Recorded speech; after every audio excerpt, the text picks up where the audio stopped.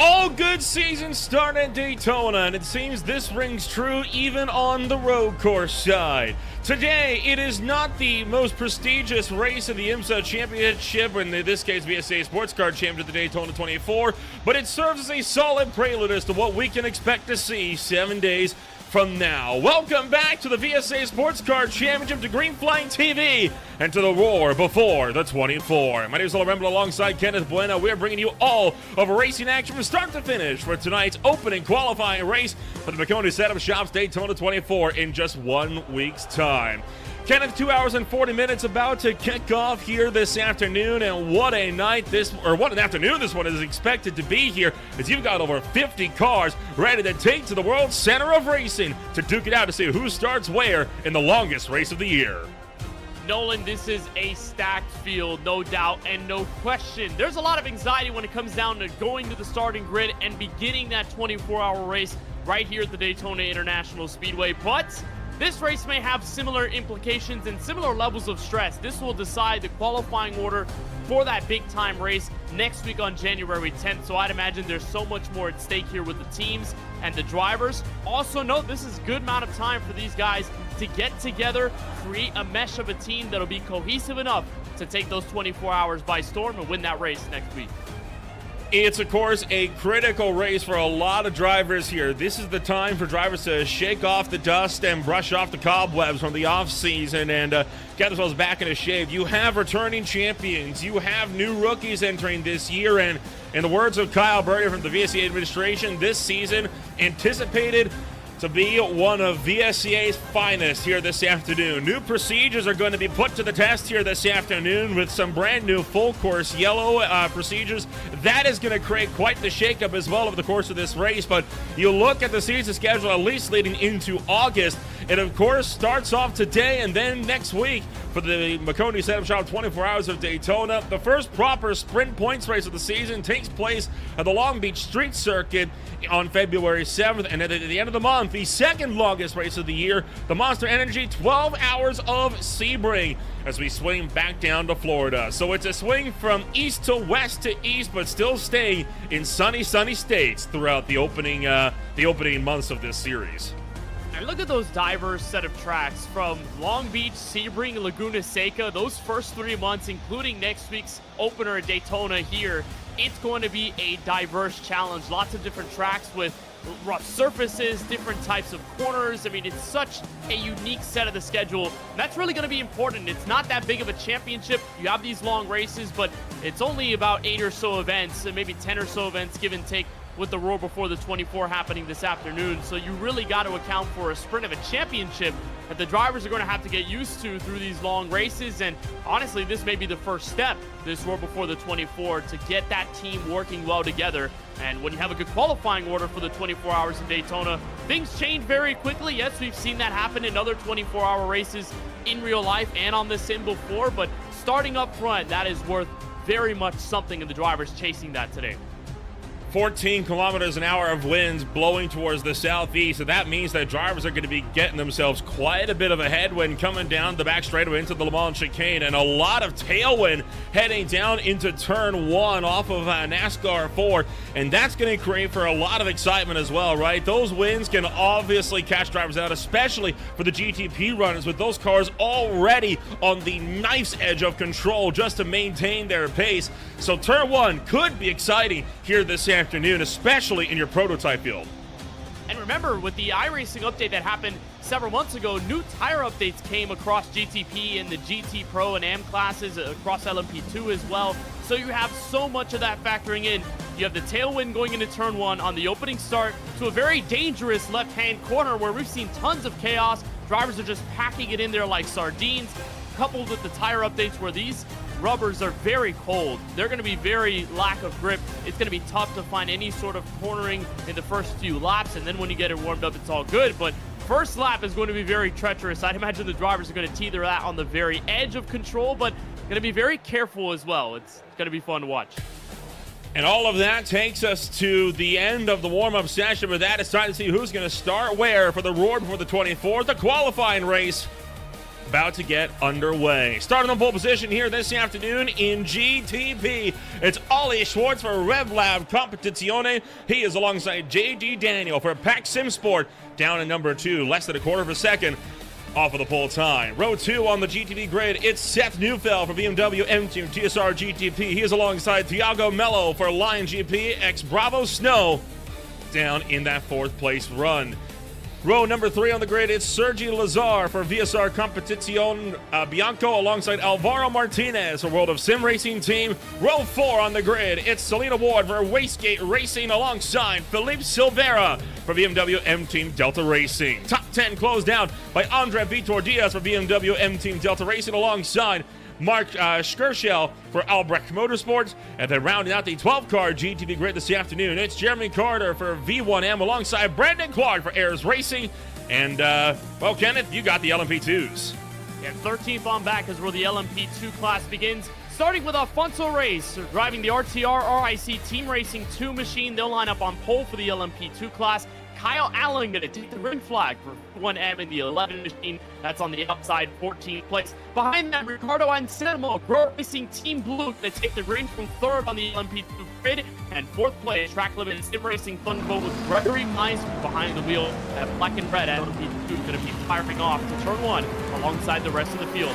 Inside the top 5, a pair of the same team. Dominic Eisenberg driving the twin-turn SRV by Rebecca Bornheim car, the number 23 machine, and the fellow teammate in the 22, Adam Joseph Malahot, going to be driving behind the wheel of the number 22 machine in 18th overall and 6th in the class. Carter Blitz for the Flight Level Racing 757 machine. They're going to be on the inside of the next row. Monarch Racing Team has Victor Pita on the outside in 8th place. That's row number 4 to the grid. And then the final LMP2 class cars, Matthew J. Luke for Fury Simsport LMP and Marcus Jung, the 512 rescue skill by WMS. We got word from Race Control. Marcus Jung and that 512 team will have to start from the pits due to violations pre-race. GT Pro is headed on up here this afternoon by Tyler Renner for Blanco Motor with the Aston Martin Vantage GT3 making its debut here on Green Flag TV alongside Tomas Silva for Virtual Power Sim Racing. The Porsche 911 GT3, very familiar car here from the 2024 campaign for VSCA. Row 2 on the grid for GT Pro, it's the Acura, another car making its first time appearance here on Green Flag TV. Carlos Guilmao for VSR Competizione and Nero alongside Saul Sanchez Flores, a World of Sim Racing Team. Row 3 on the grid, Vincent Herbier for Sim City Racing. He is alongside Nuno Magalhaes for Grow Racing Team White, with the likes of the next people down going to be that of Jose Barbosa for RTR Rick's Team Racing alongside Manuel Mayer for Matco Fisher Motorsports. Top 10 closed out by Gonzalo Light for Epic Vans Pulsar Esports Team alongside Sam Gunstone for iRacing Today Motorsports VSCA. 11th and 12th, row 6, it's Travis Linscomb Hatfield for Tulamatre Racing alongside Josh Gowen for Gowen Racing. 13th and 14th, row 7, it's Jan Zalakias for Rusty Spatulas Racing VSCA alongside Stefan Olbs for Unitronic Fisher Motorsports.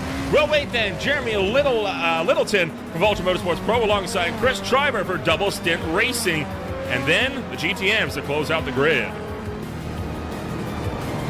Starts with Giannis Costantini, the Daily Car Market Aries Racing machine, starting first in the GTM class. And Ryan Huff, the SRN TFR Alliance team, the 75 in that Mercedes GT3 machine, looking to have a bit of that downforce in turn 1 to begin. Smail Labe in the Blocko Motor AM car, the 283 starts in 3rd. And on the outside, Richard A. Bell for the SRN Motorsports Orange, going to be on the outside there.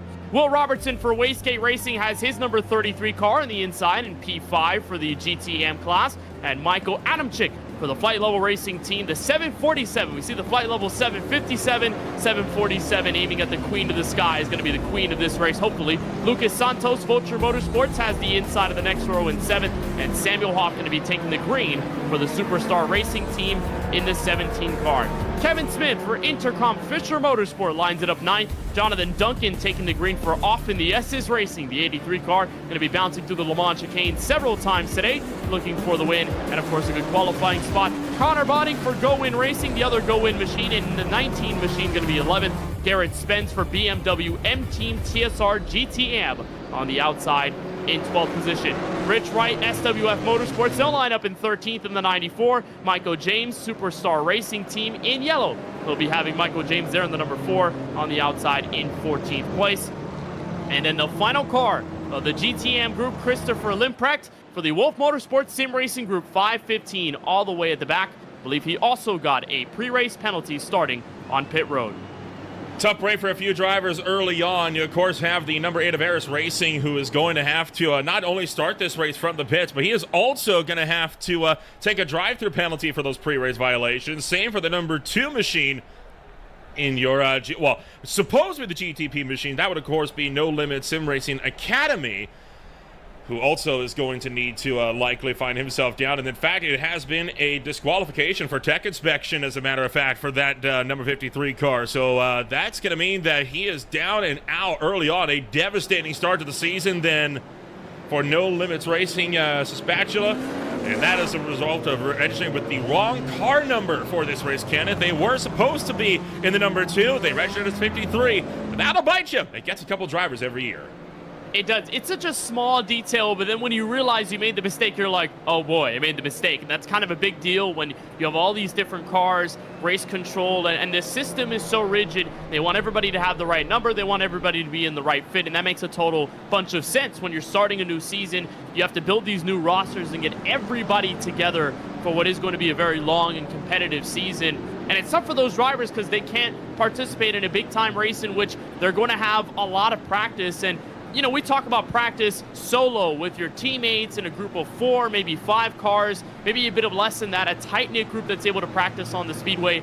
It's so different from when you have all these cars out there on the track. And even if it's for a bit under 3 hours, you have a lot of time to prepare for what the race may be like, for what the competition shapes up to be like. Any drivers and any teams you can look out and say, hey, they might be a threat to be warranted when the race begins the following week, or maybe there's some things that we learned working together as a team that we can file in and refine for the main race the following week. So to have that bit of a hiccup to begin and being disqualified for this first qualifying race, you know, it doesn't seem much from the grander scale of things. You can compete in the main championship next week. However, you're going to miss a lot of seat time that comes in from running this Roar Before the 24. Real quick before we get this race underway, just want to address something. We right now have 90 concurrent viewers in the Roar Before the 24 broadcast. Make that now 91.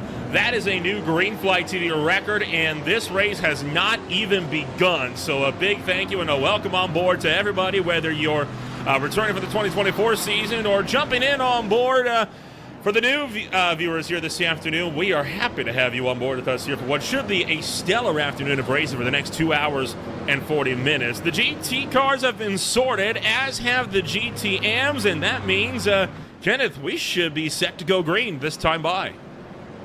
Yeah, it's going to be a lot of fun. You don't see them double file yet. They are free to weave, warm up the tires as much as they like. Race control told the drivers in the meeting right before the green flag is going to come out here that after the Le Mans chicane, that final corner is where everyone is able to double up. All the GTP, LMP2, GT Pro, and AM classes can start to double file up together, be in that left-right double configuration, and then we'll take the green in just a matter of time. It's going to be so exciting, though, to see Nolan, these drivers take this track for the first time in 2026, not because they haven't driven this configuration before, just because of the newness of a brand season, just all the ideas, all the anticipations, all the expectations that can come in with a brand new campaign between drivers that have been here before or drivers that are here for the very first time.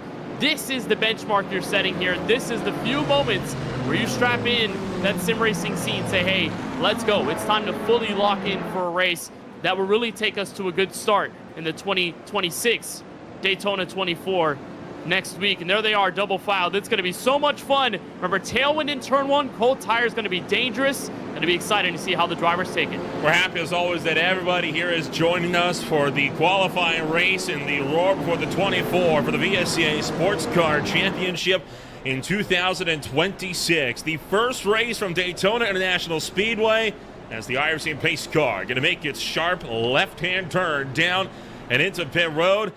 And with that, time to get a new season underway. The green flag is in the air in the United Rentals restart zone, and already it's a good getaway from the likes of J.D. Daniel, firing off towards turn numbers 1 for the GTP field, tucking down to the opening couple of corners. No problem so far in the brake zones with the GTPs.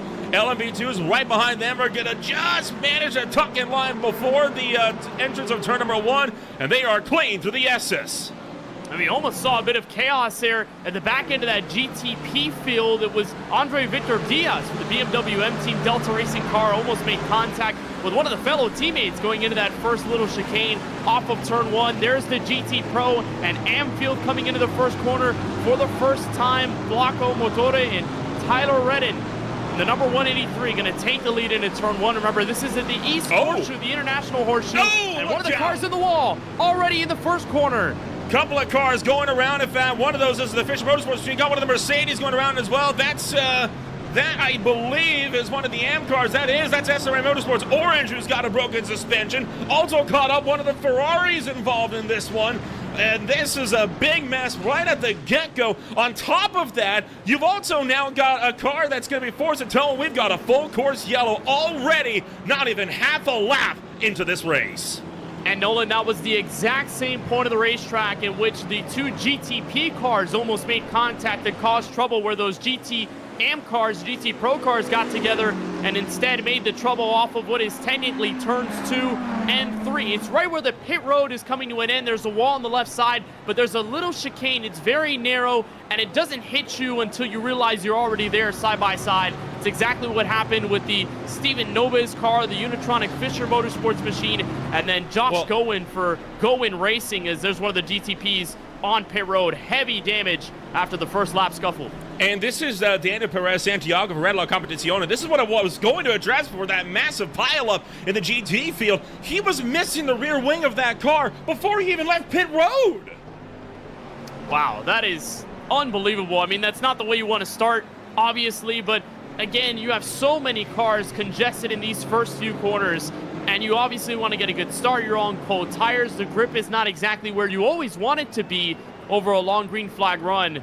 So to have that happen already for the 554 is just a bit of a heartbreak. I mean, the good thing is that for Daniel Perez Santiago and that Red Lab Competizione team, they have a lot of time. They can still repair this car. There's still life in them, but there was no rear wing on this race car as it was coming off of pit road. So you got to see exactly what happened there to cause any trouble. Oh, it was just a simple slip up in the exit of that corner. What is really turn 1.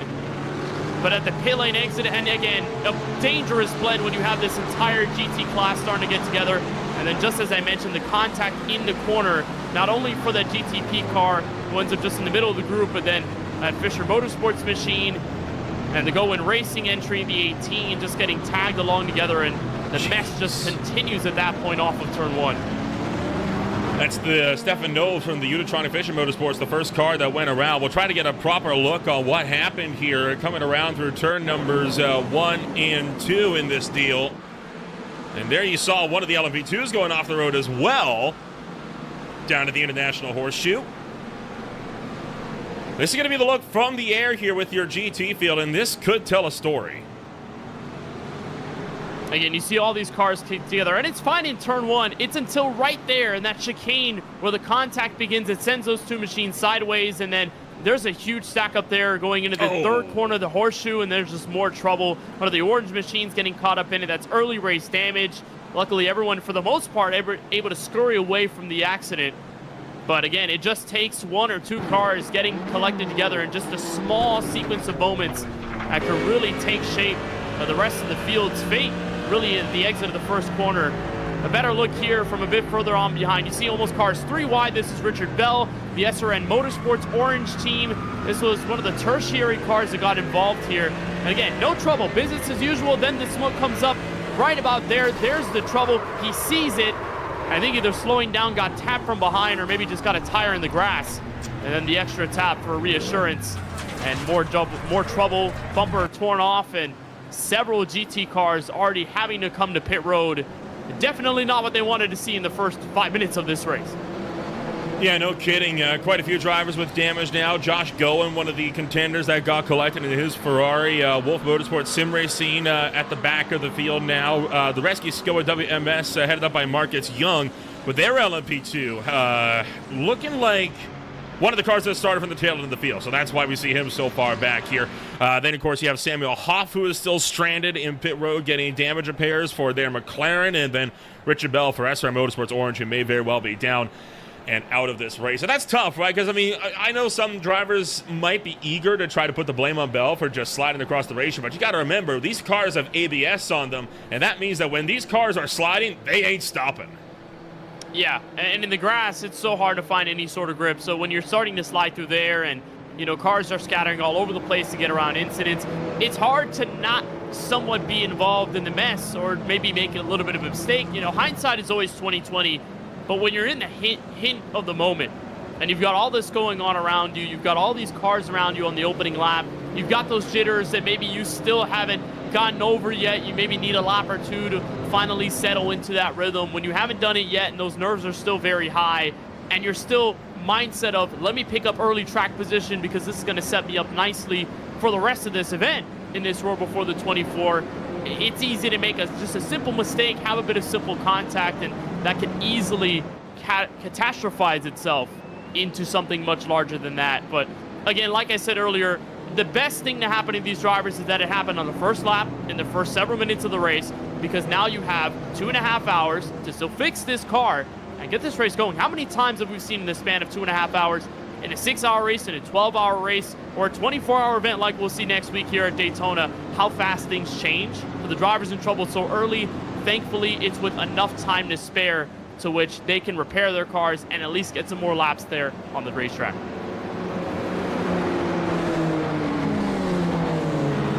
On top of that, you're going to have the fact that this is not a point-scoring race, right? This is only a qualifying race. So if there's a time to get a mulligan, this would be the race. So it's one of those things to keep an eye out for. Now, of course, there's an extensive full-course yellow procedure. Now, we saw this in play already during the 2024 year with these guys, but it's been altered slightly to try and expedite some of the process and to help avoid some restart carnage.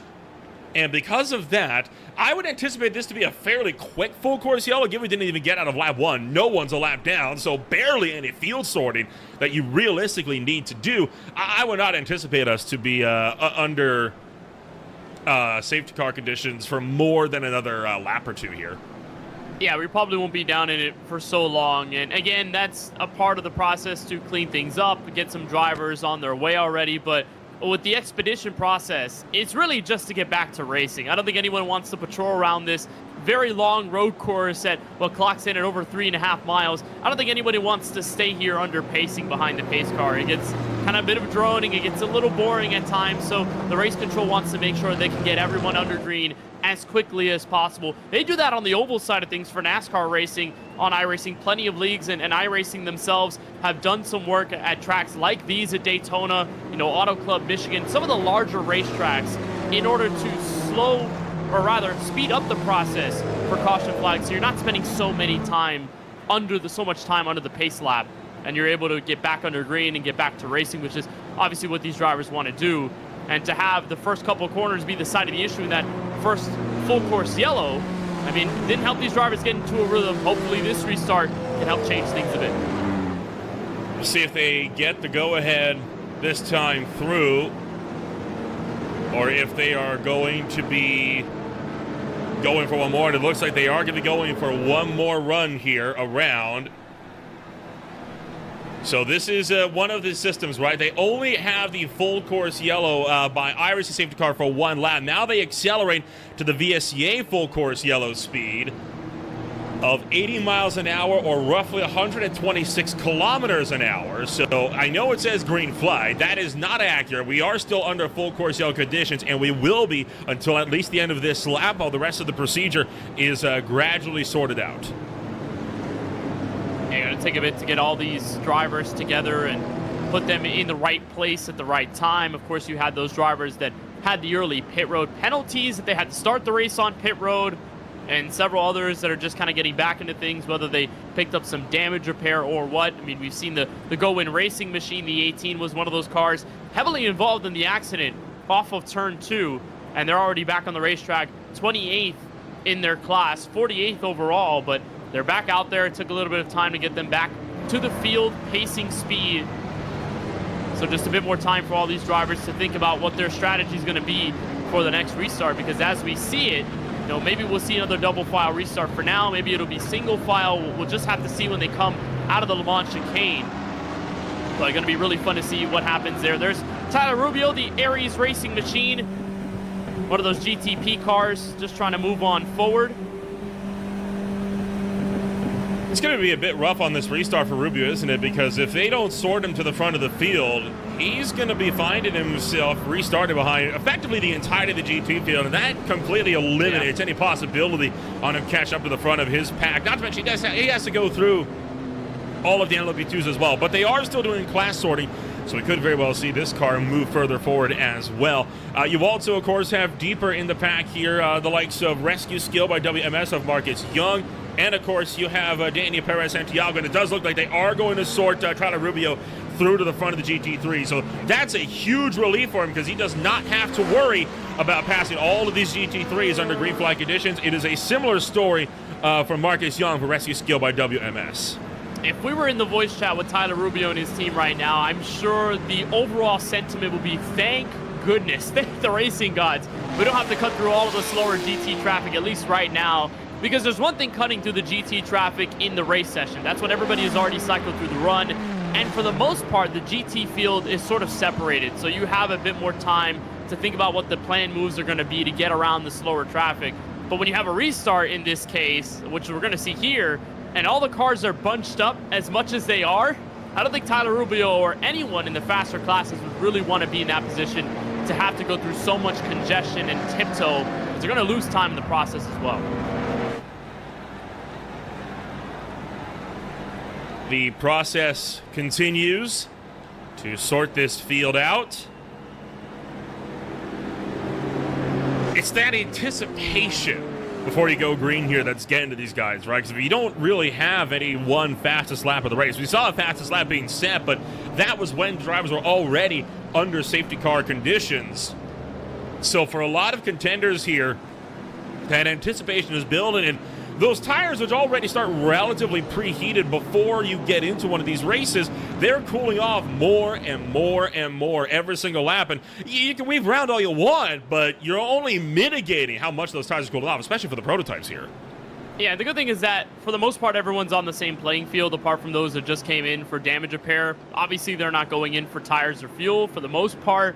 So you've got everybody on the same set of tires that probably are facing the same conditions as each other under this full course yellow for the first time today. But I mean, we've seen it when tires are different in the amount of stints that they've run, you know, how big of a difference that plays. When you spend time under yellow, it really just evens out the drivers that have the edge over the competition in terms of tire wear, and then those who have more worn tires, they start to even out lap by lap, and then that becomes a problem, because then whatever advantage you have by having fresh rubber is gone. That's a conversation for a bit later in this race, but for the most part, yeah, it's all about anticipation. You haven't had a full green flag lap cut in yet throughout this race, so you're thinking to yourself, all right, I'm itching to get going. If I'm JD Daniel, I want to separate my gap to Seth Neufeld and the entire field as quickly as I can.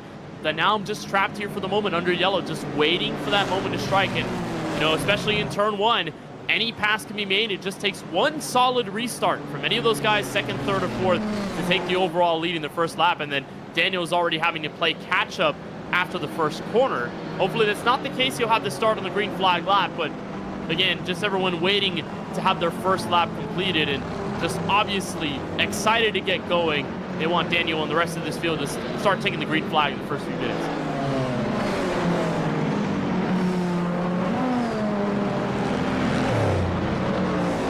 Alvaro Martinez with the World of Sim Racing team. And in fact, for this number 51 car, it's been a bit of a rough start to their race. They're down 2 spots after just that opening lap. And critically as well here, the World of Sim Racing team, they were the winners last year in GTP. So that is, of course, for the overall championship, taking the GTP class win. So it's a rough start to see these guys so far back down the order. 8th place out of a 12-car field. They do have the chance to power their way to the front, but it's going to be a little bit of work for that team if they want to start up front here for the Daytona 24.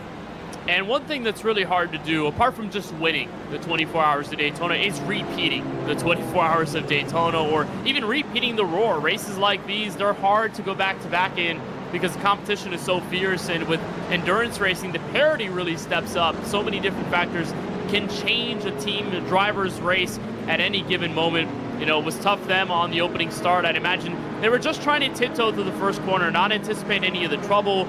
They really wanted to stay out of the way in case anything dire happened, which it sort of almost did at the exit of turn 2 through that little chicane for the GTP class. But, you know, there's still a long way to go in that World of Sim Racing team, as disciplined as they are with Alvaro Martinez behind the wheel here in the 51 to begin this one. I'd imagine they're going to be right on the rest of the field's tails, the 2 BMW M-Team Delta Racing machines that are right in front. You know, I'd imagine that we'll see them shake it up a little bit more as this race continues on green. But again, for right now, just sort of planning the attack, trying to find that right system to be able to get underneath any of those cars and make any of those passes for position. And we were having some really good racing across the LMP2 class in the first few corners, with Alfonso Reyes leading the charge. Kyle Allen had a bit of a charge from Gregory Meismer in the 420 Track Limit Sim Racing Thunderbolt machine. We had some really good fights in the middle of that for the first few corners, but looks like all of them going to be back single file, and hopefully we can get back to green flag racing soon. Still awaiting official word, and there's all that LMP2 madness. And of course the other look at the GT field and how they ended up stacking up. Look at all that in turn 1. Look at the shot to that yellow to the pink car, the BMW, the Aston Martin working together, and they ended up hitting each other in the first corner. And then once more, where all that trouble began, the Going Racing, the Unitronic Fisher Motorsports car just going hard into the guardrail, and that was at least a 4 to 5 car incident into the horseshoe. Yeah, for those just tuning in, that is why we are on this full course yellow right now for a lap 1 incident, and the field is starting to accelerate here as the green flag has been dropped. They have reached the point where they can gas it up. We are racing once again in the Roar before the 24. Now, of course, the big question is, are these drivers going to be able to survive for one lap this time around? J.D. Daniel pulling clear for the GTPs in to turn number 1. We had a really good jump by Seth Neufeld for the BMW M-Team TSR GTP category. They were right behind J.D. Daniel, had all the drafts. And it looks like there's trouble. LMP2 car, that's Alfonso Reyes, the leader of the LMP2 class, off turn 1. Spinning off, and that's cold tires for you. Getting caught up, there's another car off with them, and that is allowed for the GT Pro Field to absolutely mug the LMP2 leader, the former LMP2 leader, I should say. GTM's powering through right behind. They're going to manage to get going before they're caught up by the Ams, but boy, a disaster for Alfonso Reyes down to the back end of the field in LMP2. We got to fight for third here in GT Pro. And also the GTP class, Mark Scherzel for Albrecht Motorsports ended up in trouble. They slipped up in turn 1, allowed some of the LMP2 traffic to get a little bit close. And for Alfonso Reyes, that's not what you want to see. That's such a tough thing to encounter. The cold tires, the lack of grip in the first corner, and then just the trouble continues, and Alfonso Reyes is going to be behind the 8 ball. Looks like the Aries Racing Tyler Rubio car also hiccuped at the corner exiting the infield road course right to what will be NASCAR 1 and 2. They're right on the apron, just letting the entire field by, but the chaos just continues. No full course yellow here. 2:21 left in this race.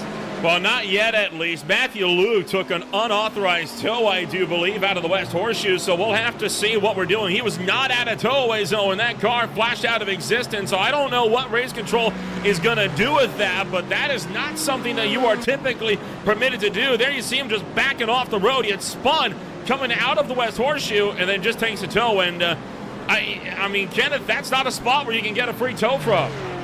No, that's not one of the designated tow-away zones. Race control had given the drivers the briefing in the drivers meeting and kind of outlined the racetrack and said, hey, if you're going to tow away for any given reason, damage, whether it be connectivity issues, literally anything that could hamper your race, and you want to tow back to pit lane, here are the places on the racetrack where you can do so, and it won't hamper the rest of the competition, and it won't bring out a full course yellow. But for Matthew, Luke, Fury, SimSport LMP2 team, they're in deep trouble. And another car sent off into the grass. Jeremy Littleton for Vulture Motorsports Pro, same point of contact where we had trouble, right to bring out the first full course yellow. Thankfully slows it down in the grass, gets it back around in the International Horseshoe, losing the spots, but more trouble there, as that was at least a 4 to 5 car gaggle of GT Pro cars. Talk about a chaotic opening salvo here, as now you got Thiago Mello fighting it out with Sergei Lazer. This is for third place in the GTP category here, and you've also got Andre Vitor Diaz from fifth, making it a three-way fight for the final podium position now. 2 hours and 20 minutes remain here in the Roar before the 24. No moves being made in the battle for third. A move being made behind, though, in the fight for seventh, as Alvaro Martinez trying to make up ground. And looking onto the inside, remember the lost track position for the World of Sim Racing team. And the same thing for Felipe Silveira, the BMW M Team Delta Racing car. Both of them had sort of fallen back through the cracks. Wastegate Racing and Selena Ward were able to move up just a couple of spots. So these both drivers, these two teams, just trying to piggyback up on any sort of momentum they can latch onto right now. And again, just those first few laps where you want to get yourself settled, you want to get used to the racetrack conditions, where the sun is beaming down, where this track is giving you good points and where it's not. And for the most part, they're just really surveying and analyzing what's going on. But how about this battle for what is going to be some really good spots in LMP2? Kyle Allen taking over the lead for the LMP2 class, and Gregory Meismer has been right on his tail again since Alfonso Race made that incident in turn one and let these two by. This has been fireworks show since the word go on the restart. And Kyle Allen trying to fight off Gregory Meismer. You've also got Dominic Eisenberg just tagging on to the tail end of this one. No moves being made just yet in the battle for the LMP2 race lead. A lot of the class leads are incredibly close right now to one another, so we're going to be jumping around a little bit as we try to track all of these different fights at once. 4 different battles for class leads all on at the same time. And we got a closing battle here for GTP. No move going to be made into turn 1 from Seth Neufeld. Although JD Daniel continues to maintain his gap up front. And for GT Pro, you've still got this fight picking up as well. This is, of course, Blanco Motor fighting it out with Virtual Power Sim Racing for the GT Pro lead. It's Aston Martin versus Porsche up front. Yeah, 2 cars that are going through the Le Mans chicane. Both of them really good so far. And you will watch the third place machine, the World of Sim Racing team with Saul Sanchez Flores all the way back in third. Bit of a decent gap, healthy to the top 2. So they don't really have to worry about that Corvette for right now. But take a good look at what this track looks like. Behind the wheel of this GT Pro car, the Virtual Power Sim Racing machine, and Tomas Silva, the way you have to curve in turn 1, it's such an interesting corner because, again, everything in the infield is flat. You don't have any banking, any sort of elevation change to help you along the way. You just have to stay close to that white line, try to arc it as close as you can to the grass. There's no curbing down there, so we've seen lots of drivers hinge onto the left side tires, get their cars spun around just from a simple mistake like that.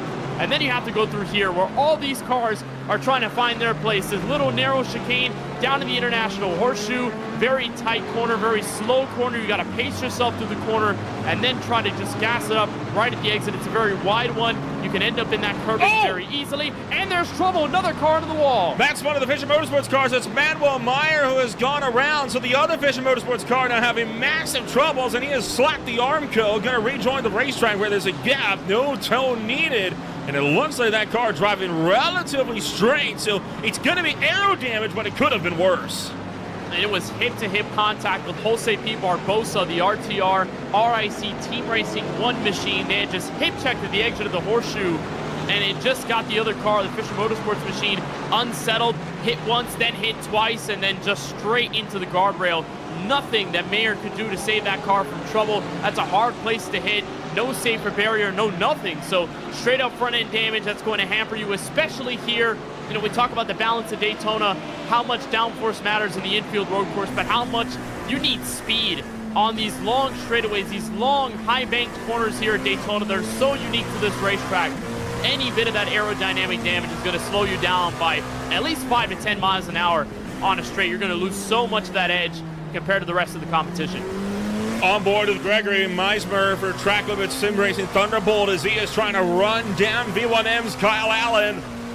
This is the battle for the LMP2 race lead. It got to about a 10th and a half as they came down to the turn number 1. Now through the dual horseshoes, Meismer trying to stay close. We could get a good drafting run heading down the backstretch and into the Le Mans chicane.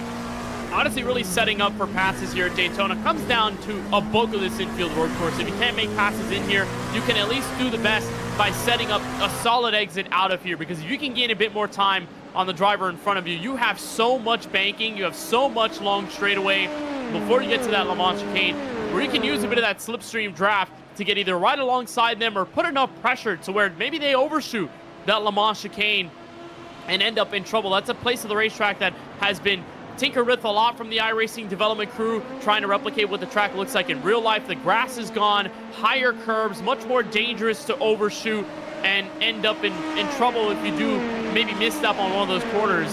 But it's all about fundamental aspects of just getting bits of runs on each other.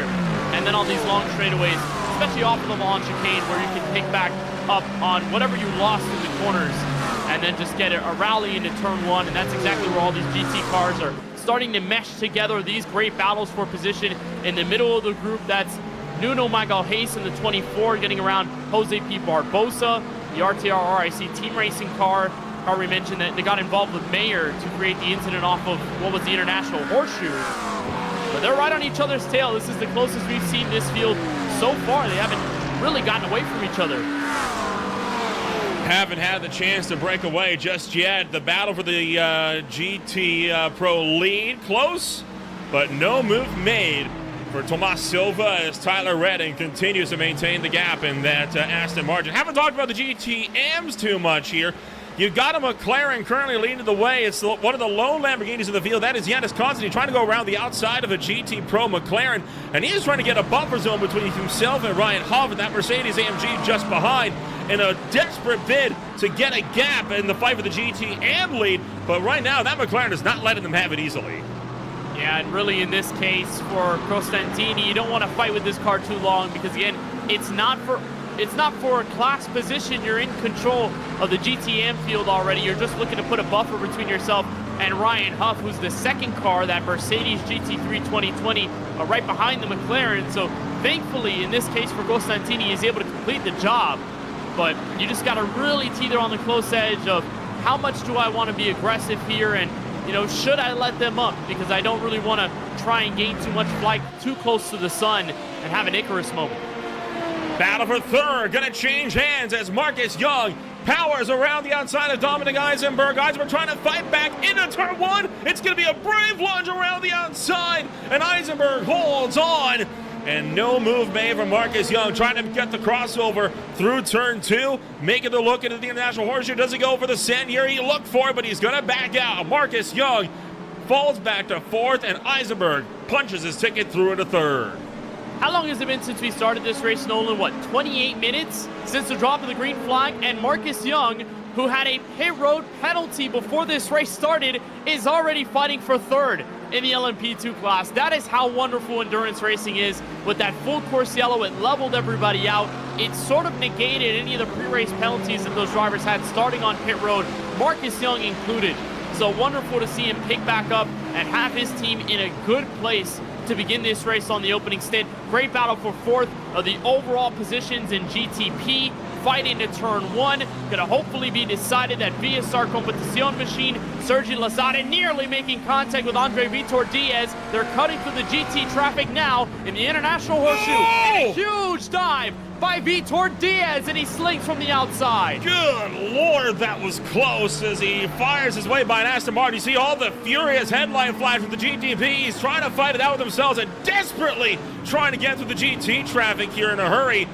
Now, this is one of the hairiest moments, right? And outside of the opening lap, this is the point where you are most likely to get a full course yellow. It's from the first time in the cash lap traffic because everybody is bunched up together.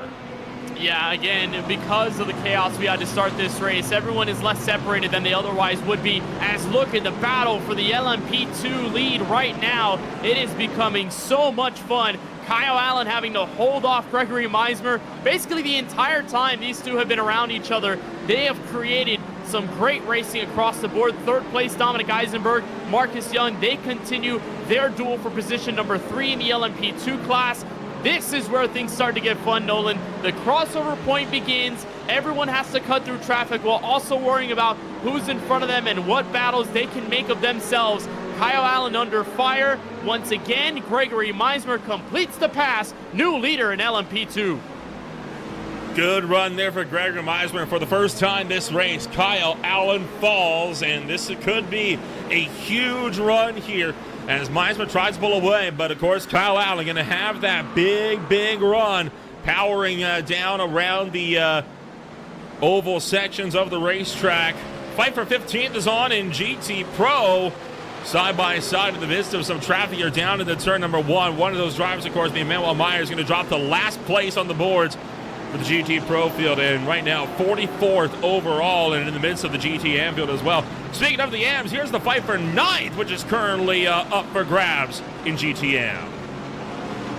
Old Motorsports car, Christopher Limprecht, the BMW M Team TSR GT Am. I mean, these are where these guys are cutting their teeth, sort of at the back end of this field. And remember, the largest portion of this group coming into this World Before the 24, they all categorized in the GT class, whether it be Pro or Am. 16 cars in GT Pro that were set for the entry list, 16 GT Am cars. That really opens up the majority of this field, because we had 12 LMP2s, 14 GTPs. You know, the GT class is so popular because it's so parity-like. There's so much closeness between those drivers, lots of options as well in manufacturers, so you can have a lot of fun with whatever allegiance you want to bring to yourself with manufacturers, whether it's Mercedes, McLaren, Lamborghini. And you've got so many options to look forward to using, and it just creates some of the best battles. I mean, even in the Roar last season, or 2 seasons ago in 2024, the gap in GT was, what, under a full 1/10 of a second, 74 1,000ths of a second for the overall win in the overall 24 hours of Daytona for GTs. So they're really close. It's so parity-like, and it's just so much fun to watch as well. Fight for 3rd is on in GTP as Lion GP and Bravo Snow trying to fight it out with VSR Competizione Bianco just behind them. They have to cut their way, though, through a mess of GT traffic. That's kind of hampering Sergio Lazaire from 4th place here as he tries to run down Tiago Mello in the midst of the battles. Down the inside as Andre Vitor Diaz continues to battle it out, and a hard fight for the final podium spot still on in GTP. And that VSR Competizione team, Bianco, Sergi Lazaire back behind the wheel here to start this stint. All Spanish team, by the way, based in Madrid. This team all full of great Spanish talent. It was founded in 2009, one of the great older teams, a part of this VSCA Sports Car Championship, and having a good start so far in 4th in the overall class as they just continue to work on Tiago Mello. And look at where this crossover happens with LMP2. They're just now starting, by the way, to get around the GT traffic. It took them a little while because obviously the GTP class is just so much faster, but as these guys are getting around, that's where the crossover point becomes just a little treacherous, and they have to just scurry around some of the traffic. Huge dive. Marcus Young again still putting the heat on Dominic Eisenberg, but they're going to have to watch out a little bit. Tyler Rubio, remember that hiccup he had on this corner right here. Final one out of the infield coming on to NASCAR 1 and 2. It lost him a ton of time compared to the rest of the GTP traffic. He's just now starting to build up his momentum, and a beautiful way to just be patient through the road course, wait for these guys to settle their business, and then do it on the straights where you have all that wide track and so much to operate. Rubio gets around easily. All of this while the fight for the GT Pro lead is still on. Tyler Redden has been doing a phenomenal job playing defense here against Tomas Silva, has not allowed for him to get any kind of a run going here, try as he may. So this fight, one that is going to continue to be a hard-fought fight between Tyler Redden and Tomas Silva. And it's just fun to keep each other honest in a run like this. because you have all these cars within a tenth or two of each other. Any one hiccup could send these guys out of competition. And again, we still have 2 hours left, a little over 2 hours to go.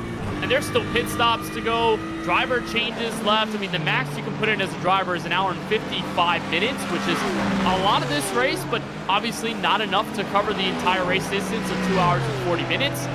So we're going to see changes, we're going to see pit stops, and it's really made right here the money, where you can keep other drivers around you close enough. If you can't make a gap to them, at least be around them to the point where when you have to come down pit road, when this first stint is over, you're right next to them. You either beat them off of pit road, or you can be close enough to beat them out on track with fresh tires and a brand new driver or a brand new stint. So we're really going to keep a keen eye on where this GT Pro class settles out, especially those first two, because they've been right around each other the entire race so far. Look at that pass. Textbook in the Le Mans chicane. Wastegate Racing's Will Robertson kind of using the headlight flash there in a huge lunge of the Le Mans chicane to try to intimidate Smail Labe from Blacko Motor M out of the third place spot in GTM. And it was a tactic that worked, but you know, some drivers might not take too kindly to that, right? I mean, flash the headlights against the guy you're fighting that. Not typically solid etiquette for racers, but we'll see how Labe responds to that. I know some drivers tend to fight a bit more aggressively when that happens. Yeah, I mean, it's a bit of a signal of sometimes respect in a sense. Sometimes you want to flash the lights to let the driver behind you know, hey, I'm behind you, especially if they're faster traffic, GTP, LMP2. It's supposed to be a courteous message to let you know that they exist, that they're there, and be like, hey, I'm going to get around you at some point. I want to let you know that I'm here. But when the GT class gets into it with each other, it could be taken as a sign of disrespect a little bit, because it's a little bit more like, hey, can you please get out of my way? I'm the faster car. And in that sense, sometimes the driver in front isn't insistent on getting out of the way and giving up a spot on the racetrack. So then you have that bit of an internal debate between those drivers on who should have the spot. But that's what racing is all about, Nolan. It's about fighting on the track. That's why we run these races. We don't theorize who's going to be better than the other. We run the race and we see who's better over the long run. As we have our first pit stop, the Monarch Racing team is going to be in from the GTP class. It's a Cadillac V-Series R coming in. So first crucial stop, maybe a change of driver, change of pit stop. Hey, to correct you, that's actually one of the Dolaras. That's that's from the LMP2 field. That was Vitor Pita coming down to pit road. No driver change, though, so they're going to keep him in for one more stint. Evidently wanted to go for a bit of a sprint stint on that one, and as such, takes that run away. Meanwhile, Tyler Redden continuing to fend back Tomas Silva. Do you think Silva's playing with his food a little bit here, or is he more trying to save a bit of gas behind the Aston Martin? Because he's been close a few times.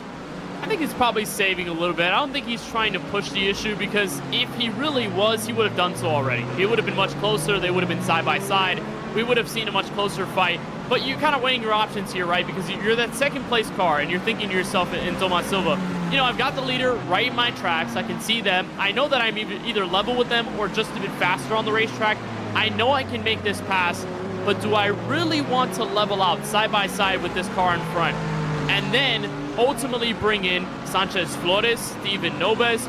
The third and fourth cars in the GT Pro class, they're still there. I mean, they have a decent gap, but they've honestly put themselves in a position where, especially the Corvette in Sanchez Flores, it can be close enough to where they go side by side. You know, one of them coughs up a mistake, and then this Corvette and this team can just take the pieces and just continue moving forward and say thank you very much. So, you know, maybe if I'm Silva, I don't know if I'm playing with my food or more so just waiting behind, seeing what this first stint provides, and most importantly, not trying to open up the battle for the lead. Trouble, Sergio Lazaire spinning out in the big fight far up the grid, and a meatball fly being given. That car's going to have to come to pit road, and he is not moving. This could be our second full course yellow of the day as he is stranded at turn one. Oh, and it was contact with the GT car right in front, the McLaren, I believe. Michael James, the Superstar Racing Team yellow car. That was involved in turn one, and there's the full course yellow from race officials. That is the right call. Of course, that GTP car stranded at the runoff in turn one, and it was huge damage to that car, and especially to Michael James as well. And then there was more trouble. Another car had been involved, and that was Andre Vitor Diaz, Nolan. Remember, he was in the fight for position earlier on in this race. He just got tagged, nowhere to go in the incident. Oh, just a horrible incident for those two drivers. Just a poor place, poor time. As we'll get a better look at it, this is where the VSR Competizione Bianco car of Lozada was moving forward. There's the GT car in front. They start to hop on the brakes early. What are you doing? I don't know. Maybe just anticipating that the car would take the outside versus the inside. Or maybe that Lozada thought that the GT car would go out wide, give them the space in turn 1. But that just ultimately didn't happen. They blend together. They make about contact. And then hard into the inside wall goes Lozada. That's really the dealt blow. And then Vitor Diaz is just seeing that car careen back across the racetrack. He doesn't know where it's going to go. You're predicting in a moment's notice. And then just T-bones him in turn 1. That is such a tough, heartbreaking situation for those two drivers. We're having such a good race to start. There's the second look. There's that GT car. The flash of the lights again, trying to be like, hey, I'm here. Please get out of the way. I think just miscommunication, honestly, Nolan, between those two. Predicting each other's place and where they were going to be in turn 1, and ultimately they ended up in the same place at the same time. And then, as you mentioned, the RTR Brick Team Racing Machine had problems. This is in the Le Mans chicane. A few seconds later, that's the BMW that you're looking at here. And there it is. Lost control. It went hard into the outside wall just shy of turn 3. That's a tough spot. I mean, we talked about this Le Mans chicane, the updates that iRacing made to replicate real life. It replicated the 3D curbing, the yellow and blue painted curbs. And this has been a danger zone even before the update. When you get those tires over, there's turtle curbing there. The car unravels, it loses control, and the angle at the speed in which you're going is so dangerous. I mean, I can tell you just how many times I've crashed from that exact same scenario. Just getting a bit too much of the curbing, the car just loosens up, and then you have really a hard time saving it. I have no words for that. Lozada's incident, a hard hit to the inside wall. I mean, he's not you're not just entitled to the inside there. I mean, yeah, I mean, the blue flags in multi-class racing, they're not mandatory like they are in Formula racing. They're advisory flags. I mean, you're not entitled to the line. Like, the GT car has every right to run his line, and I don't see any way that the GT car did anything wrong there. I mean, Nolan, this is the long-tenured debate that happens in real life, and it happens more often in iRacing, just given the nature of the sim and the power performance of these cars, is who has the right-of-way. Are you the faster car that has the right-of-way that can do whatever they want and needs the slower traffic to give way at all times? Or is it a sense where it's more of an equity sequence where the GT cars say, hey, I know you're faster than me technically, but I still have my place. I own my real estate on the racetrack, so I can race whoever I want. I can put my car wherever I want. It's up to you to get around me. I've seen so much discourse on who should be moving out the way, and plenty of incidents exactly like that. A miscommunication between a GT and a GTP driver in where each of them should respectively be when they eventually have to merge together. And I think the GT car just thought the inside was where they were going to be. They tried to be predictable. They also hit the brakes a lot earlier, so they were anticipating that Lozada would go around them on the outside and just make quick use of that situation. But I think Lozada really wanted the inside. He flashed the lights, and when you're going that fast, the closing rate is so high that it's hard to make those decisions and think about it, because it's happening in the span of maybe a second, 2 seconds, less than that. And you'll get a better look once again from this aerial shot. There's Lozada. He's hung to the inside. He sees that GT car, and he's saying, hey, I want the inside. He's going to flash his lights right here. You can't see it. That's where the braking begins. The fire coming out of the exhaust from the McLaren. I mean, at that point, you can't get out of the way. He's trying to do so. He barely makes contact with the McLaren. I mean, at this point, though, he's in full catastrophe mode. He is sailing to the inside wall. There's no saving this car now. So I really just think a miscommunication on who should have been where. Lozada really wanted the inside, and he didn't get it, and then had to swerve out of the way, and ultimately that's what hurts his race. And then Vitor Diaz, I mean, poor soul, nowhere to go in turn 1. Yeah, nothing at all that Diaz could do there, and I feel really bad for the number 12 car, right? I mean, Andre Vitor Diaz did nothing wrong there. He was just trying to follow his line, and this is going to be the look on board with the BMW M Team Delta Racing driver. And what they saw,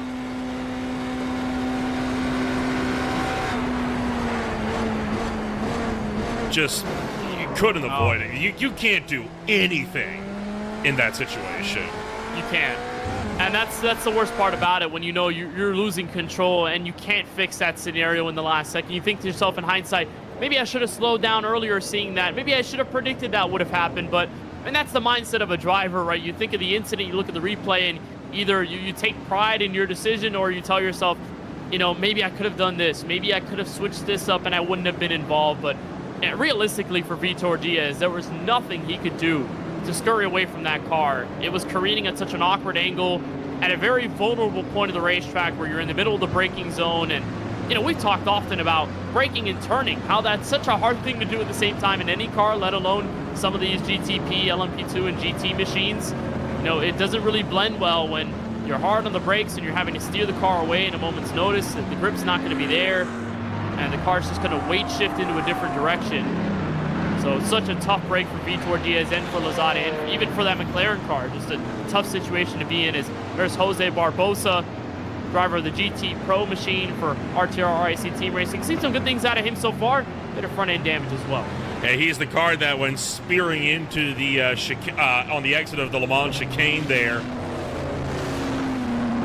and that is going to be potentially a big problem for him as well. That aero damage is not it doesn't look much, but that car took quite a hefty whack as well. Ay. Quite a big incident then to kick things off here. And the whole, prototype, who's got right of way when you're lapping cars, this has been a discussion. I mean, even the last time we were at the 24 Hours of Daytona, there was one team ended up being suspended after the race for 4 separate incidents throughout the Daytona 24 for very similar situations. Just like we saw, just ran through the cars in front of him and never gave any inch. It's something that the league administration is going to be looking at post-race for sure, because that's the type of thing that needs to be looked at, right? And there needs to be a standard that is set, a baseline as to, what is the point where you've now crossed the line and you no longer have the right of way. Yeah, I'm sure race control is going to take a good look at that, get both sides of the story most importantly, and then, just kind of analyze what the replay tells them, and telemetry as well. We'll get the green flag technically, but the pace car, I believe, is going to come back out, and our full course yellow will come back to VSCA pace speed at 80 miles an hour. But yeah, I mean, it's such a tough scenario to judge that. And I'd imagine in the case of Lozada, he's thinking to himself, I had the right of way. I'm the faster car. I should be able to put myself in that position. I flash my lights. There may be arguments about how early or how late in this case that he flashed his lights, the placement of the car, his attempt to avoid the incident, which ultimately created the further incident. That's such a difficult position to be in as race control, because when you have multi-class racing like this, you're eventually going to get into that eventual clash of who should be where. Does anyone own any real estate on this racetrack, or is that all theoretical? It is a discussion that is no doubt going to be big in the coming days of this race and the lead up to the Daytona 24, especially with the particular high speeds that this track can bring about. But I'll tell you what, this race showing no signs of getting any less exciting if the opening 40 minutes of this race is anything to go by. So, second full course yellow of the day. We're going to take a step back when we return. It's more racing action on Green Flag TV. Stay with us.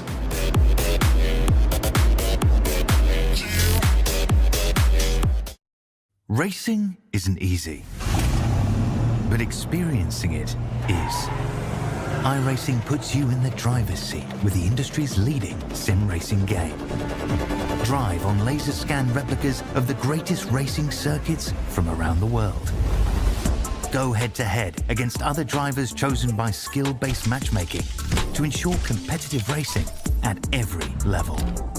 Compete across all your favorite series.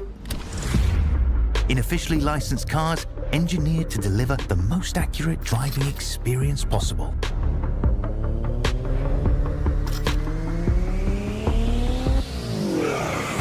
Join a race or host your own with players from across the globe.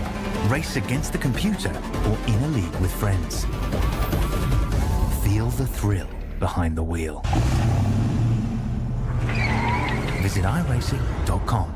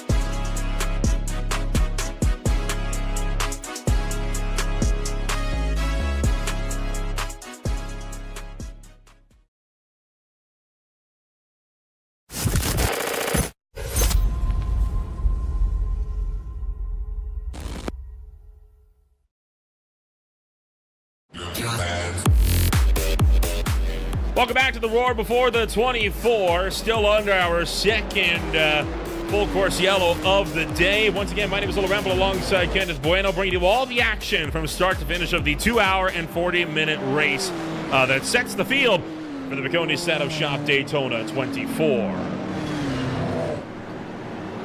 Pit road is open at the end of this lap, Kenneth, and we are expecting virtually everyone to be in. Yeah, we were talking about this under the recent commercial break, just how much this second full course yellow is going to affect strategy, because now, technically, we run 24 laps, and given the fuel consumption windows for these cars, you know, you're teetering maybe about 25 to 30 laps, but in a sense, given how much chaos we've seen so far, could this be the potential point where all of these guys decide, hey, let's come down pit road, let's make this decision, and it appears the consensus answer is going to be yes. Everyone's under the double yellow line from the first GTP class. Everyone's following in suit. So wholesale service down pit road with an hour and 47 left, Nolan. We were expecting this to happen under green, but now that everyone's on a level playing field, this is going to be a money stop for track position.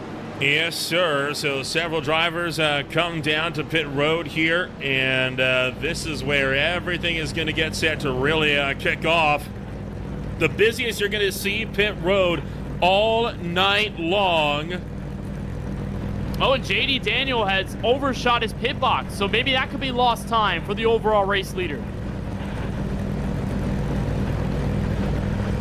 This is going to be quite the journey here for a lot of drivers. So here we go. A lot of cars coming in, and we could expect to see some drivers going for driver swaps as well. You know, the driver swaps under safety car periods like this, it's one of the best times to go for it. Vitor Pita, though, first car out of pit road, and he's going to lead the entire field off of pit road. Oh, look at that blend point. Everyone going to that single lane pit road access. And they're just 2 to 3 wide, and Vitor Pita is going to come out first. Remember, though, we saw that Monarch Racing team number 99 come down pit road under green, giving up all that time to the rest of the LMP2 competition. So this is a strategic call now that this full course yellow has come out officially.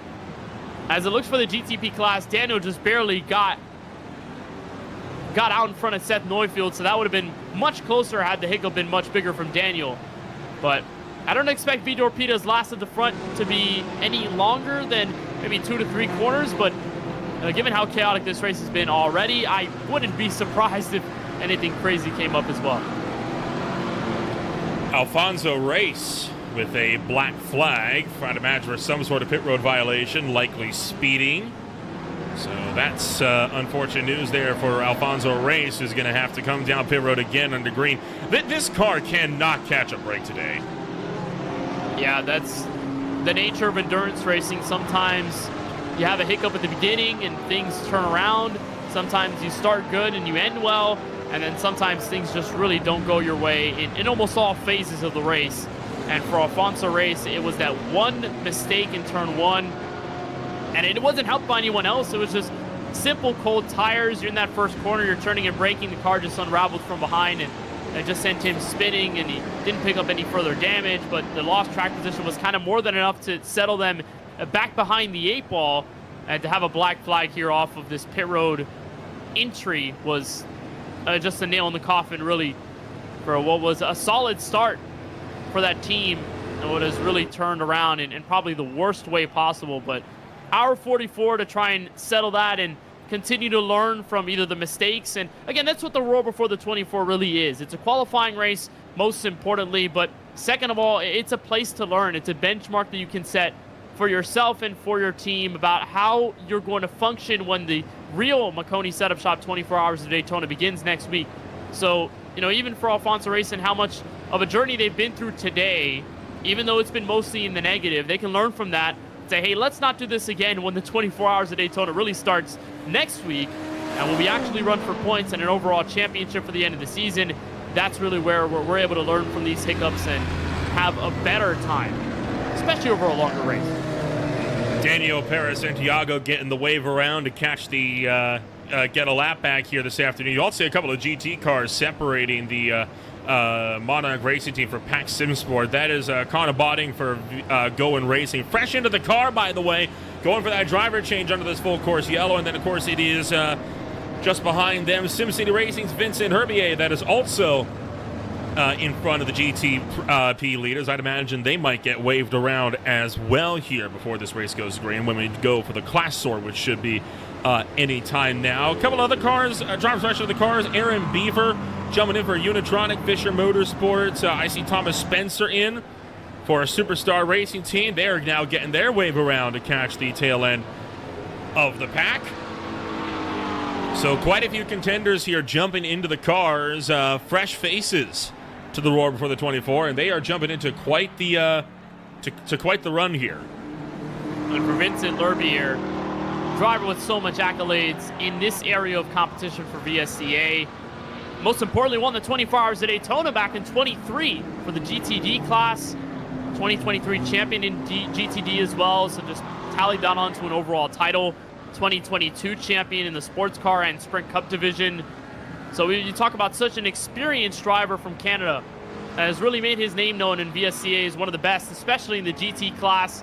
The things have unraveled differently though for the SimCity Racing team with Carson Allen behind the wheel first to begin that race. But Vincent Lerbier, talk about one of those star-studded names in VSCA competition. Wouldn't be surprised though if he ends up picking back and maybe making a race out of what has otherwise been a bit more of a tough journey for them.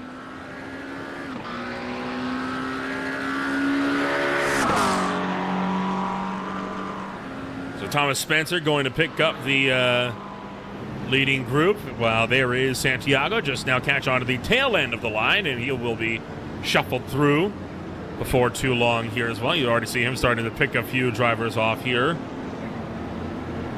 Thoughts on Alfonso Race here? I mean, is this a run where we can expect to see these guys making any kind of a run? Oh, a small update, by the way. Carlos Alonso Garcia Bayonne has actually jumped into the car for VSR Competición Bianco, so might be looking to see if these guys can get that car fixed up enough that it can get out onto the racetrack. The meatball flag has been cleared, so while that car is definitely not in pristine condition, it is in a state where it is now legal to go back out on track. You know, the spirit of endurance racing, Nolan, is get the car on track and run laps by any means necessary. I think they understand at this point their race is not going to be competitive. It's not going to be in place where they're going to finish well and where they won't qualify well for the Makoni Setup Shop 24 Hours of Daytona next week. But run laps, get experience with each other, do what you can to salvage, because hour and 40, we've already had 2 full-course yellows. This race has already taken out tons of hefty competition. I mean, what did we just see in the GTP class? 2 very strong cars taken out in one fell swoop entering turn 1. So if that befalls any of the other competitors, not that VSR Competición is hoping for that, but if it does end up occurring in any sense of the word, then they could be able to catch back up and maybe gain a crucial spot or two, and that changes things for the overall 24 Hours of Daytona. So, yeah, I mean, driver change, just reset. This is an all-hands-on-deck moment for those guys, just to, most importantly, get that car back out on the speedway and do what they can to run laps and work together. And, even sometimes when the car's damaged and your race is over, that's where the most fun is had, because you get to goof around a little bit in the voice chat. It's not as serious. You just get to run laps and overall have a good time with your friends. I don't think you'd want to be doing that based on, what this series is all about, competition, but if you're forced in that scenario and you've got nothing else, why not? Class Sort continues on so far here this afternoon with no end in sight for the time being, but we will be back to green flag racing before too long, so I'm going to take a quick chance to run down what's coming up here on Green Flag TV. When we go racing next, it is going to be later on this afternoon. Immediately after tonight, we jump over to the Talladega Super Speedway for the SRA Super Speedway Blitz. And then on Monday night, the High Tide Race Rally swings out to the Kansas Speedway for what will be an exciting run as they make their first runs here in 2026. The PSR Winter Series is back for more on Wednesday, followed by the Zero Torque Racing League at the Iowa Speedway, kicking off the round of 16 for the playoffs on Friday night. And then, of course, next Saturday, it is the VSCA Sports Car Championships Makoni Setup Shops 24 Hours of Daytona. That will be kicking off at 11 a.m. Eastern Time. And, of course, later on, just after that race ends, the Precision Automobile Club Esports has their penultimate race at Watkins Glen International. That will be on Sunday.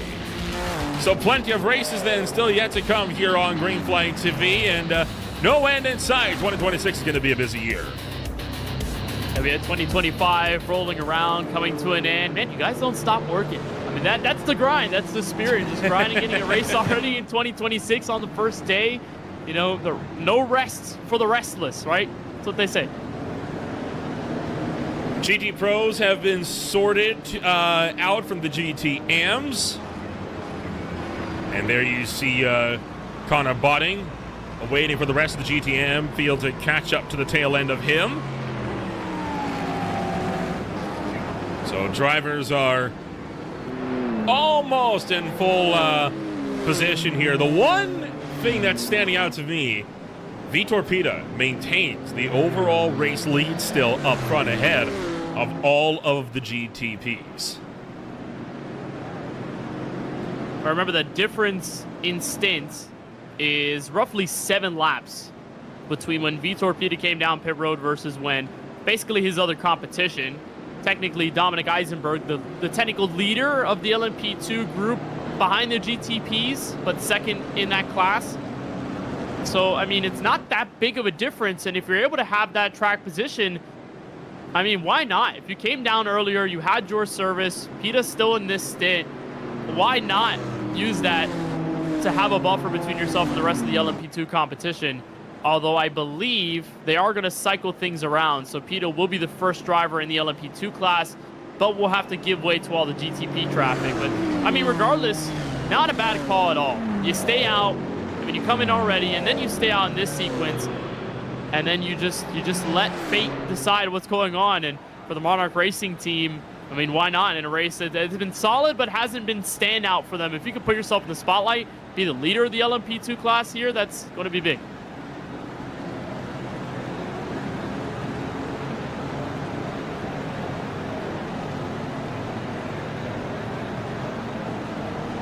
And you saw Vitor Pita was given the instructions to drop behind the front runners, so the GTPs now lead the way, and Vitor Pita will not have the buffer as he is going to be lined up with the rest of the LMP2 field. They will now seek to look to potentially close in the gap. And the GT Pros just now catching up to the back end of the LMP2 field. So restart looking imminent, I would anticipate, if not this lap, then the next one. And I don't know if we touched on this, but for the V1M11 group, they have a new driver. Rico Kohlmeyer stepped in. So it's going to be a different driver here to face Dominic Eisenberg. And that will change things a bit. You know, driver style, driver aggression is going to change based on who steps into the race car at any given moment. So for this team, they wanted a bit of a fresh start off of that pit stop, the first one of this race. So for Kohlmeyer, he's going to get his first set of laps here right behind the two cars that are in the LMP2 control. And we saw just how good of a battle that twin-turn SRV by Rebecca Bornheim team and V1M were battling against each other in the first run while we were under green. They kept each other within a tenth or two of each other. I mean, it's going to be interesting to see what Kohlmeyer does, especially now that Pita has the overall track position is in the cleanest of air. I mean, this is going to be a masterful battle in a turn one. Maybe watching this more than any of the others alongside Silva and Lerber, given how good of a battle they've had in GT and those teams already. And you see now the weaving beginning, which does mean that the class sorting phase is officially complete. No other cars will be making their way around, so drivers are cleared to weave across the racetrack to get things ready for the restart. And this one will be getting back underway just shy of an hour and a half to go, it is looking like. Kenneth, what do you think? I mean, we made it the good distance there once we got some laps in. Do you reckon these guys are going to be able to keep going the distance, or are we slowing it down one more time before this race is out? You know, oh, there's trouble. Oh, you're kidding me. There's a car around. It's Diaz. Right before NASCAR 3. And it is Andre Vitor Diaz, so the trouble continues. That could not have been timed more perfectly given your question. Yeah, we're going to see more chaos in this race. You know, I had the fingers up. Hopefully we wouldn't. That is obviously not going to affect the overall yellow, but... Well, is he going to get his spot back is the question. It looks like he's going to attempt it, but you got to look out because you got cars waving around up here. Oh, boy.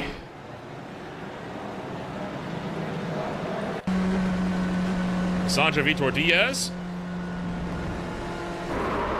Oh, that was after it had already happened. Sorry. Here we go. We'll try this one again. Oh, just spun the tires up, trying to get some heat into them. That is... that's definitely one of the mistakes you make. I mean, it's tough. You're going side by side. You're doing the swerve, and you're at the top end of your gear. It's not over. V1M has just crashed. Rico Kohlmeier's into pit road. After this. Oh, no. Sorry, I remember Kohlmeier. That's Jeremy Carter, sorry. That's for the GTPs. What is going on?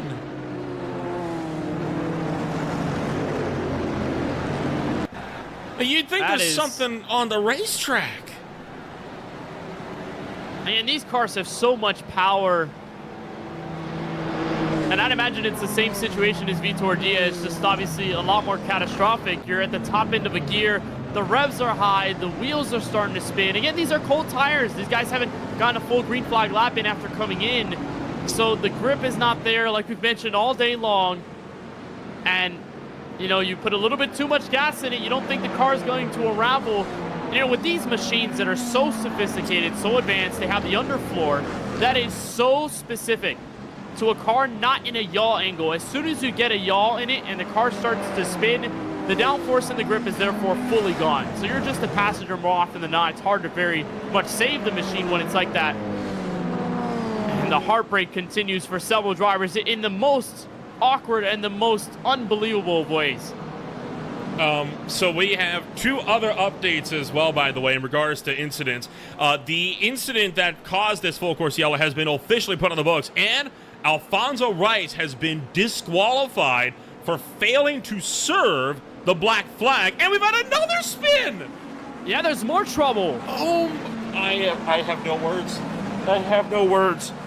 Kenneth, help me. Ricardo Anselmo was involved in that, as well as... We're going green. We're going green. That's not going to impede things. That's Matthew J. Luke. That was the second machine involved. They had tussled on the back straightaway, and somehow we're back green. All of that was under the full course yellow, just ready to get the field underway. And JD Daniel back in control to turn one. Fury Simsport and Grow Racing Team both also have black flags now, likely as a result of the spins that they've just encountered. I don't know what to tell you. I genuinely don't know what to say anymore. That is make that 4 prototype spins now under the full course yellow conditions in the span of what, 5 minutes? This is the look of what happened, and they were bunching up the field, and there was a stack up. That was with contact. Oh, they slowed down. Again, everyone wants to be right around each other for the restart. You want to be nose to tail. You want to get as much advantage as you can. I mean, what we saw with Daniel off of one of the first restarts of this race, he got such a huge gap off the Le Mans chicane, and it allowed for nobody behind to really make a run at it. You want to be so close to the competition where you can be right on their tail, maybe alongside them before turn one comes about. And if one driver slows down, it's just a domino effect from there. Sometimes it's hard to conjure up words for the indescribable, but that's what we do. And unfortunately, for so many drivers, their race has been derailed in probably the most confusing way possible. Well, all of that has occurred. This race is back underway. Ryan Huff for SRN TFR Alliance, powering by Yanis Constantine of the Lamborghini. So for the first time, the Lamborghini falls in this race as they struggle to fight it out with one another, making their way down the back straight and into the Le Mans chicane. Another look to the inside for the GTM lead, but he's going to back out at the last second.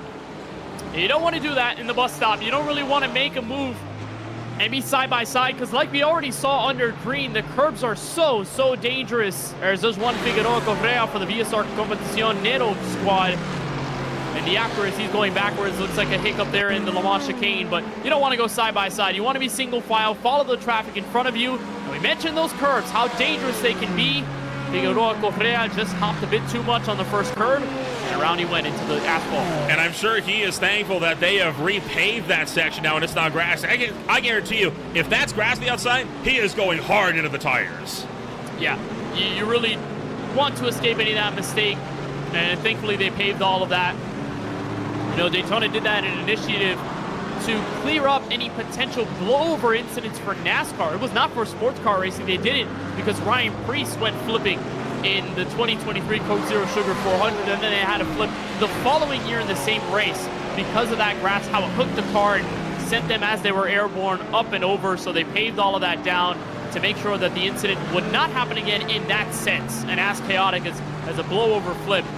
But it affected the sports car racing scene.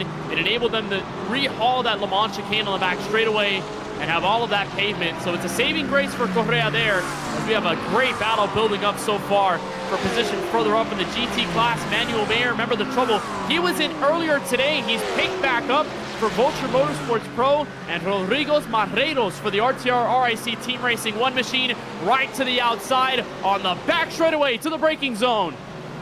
Oh, a big lunge into the chicane. They're able to hold it together, and boy, that was a bit incredible right there. Oh no! And Marreiros has just been black flagged on top of it all. It continues to get bad to worse as, oh dear, yet another car going to encounter problems, and just like that, the 88 car is going to be forced into pit road.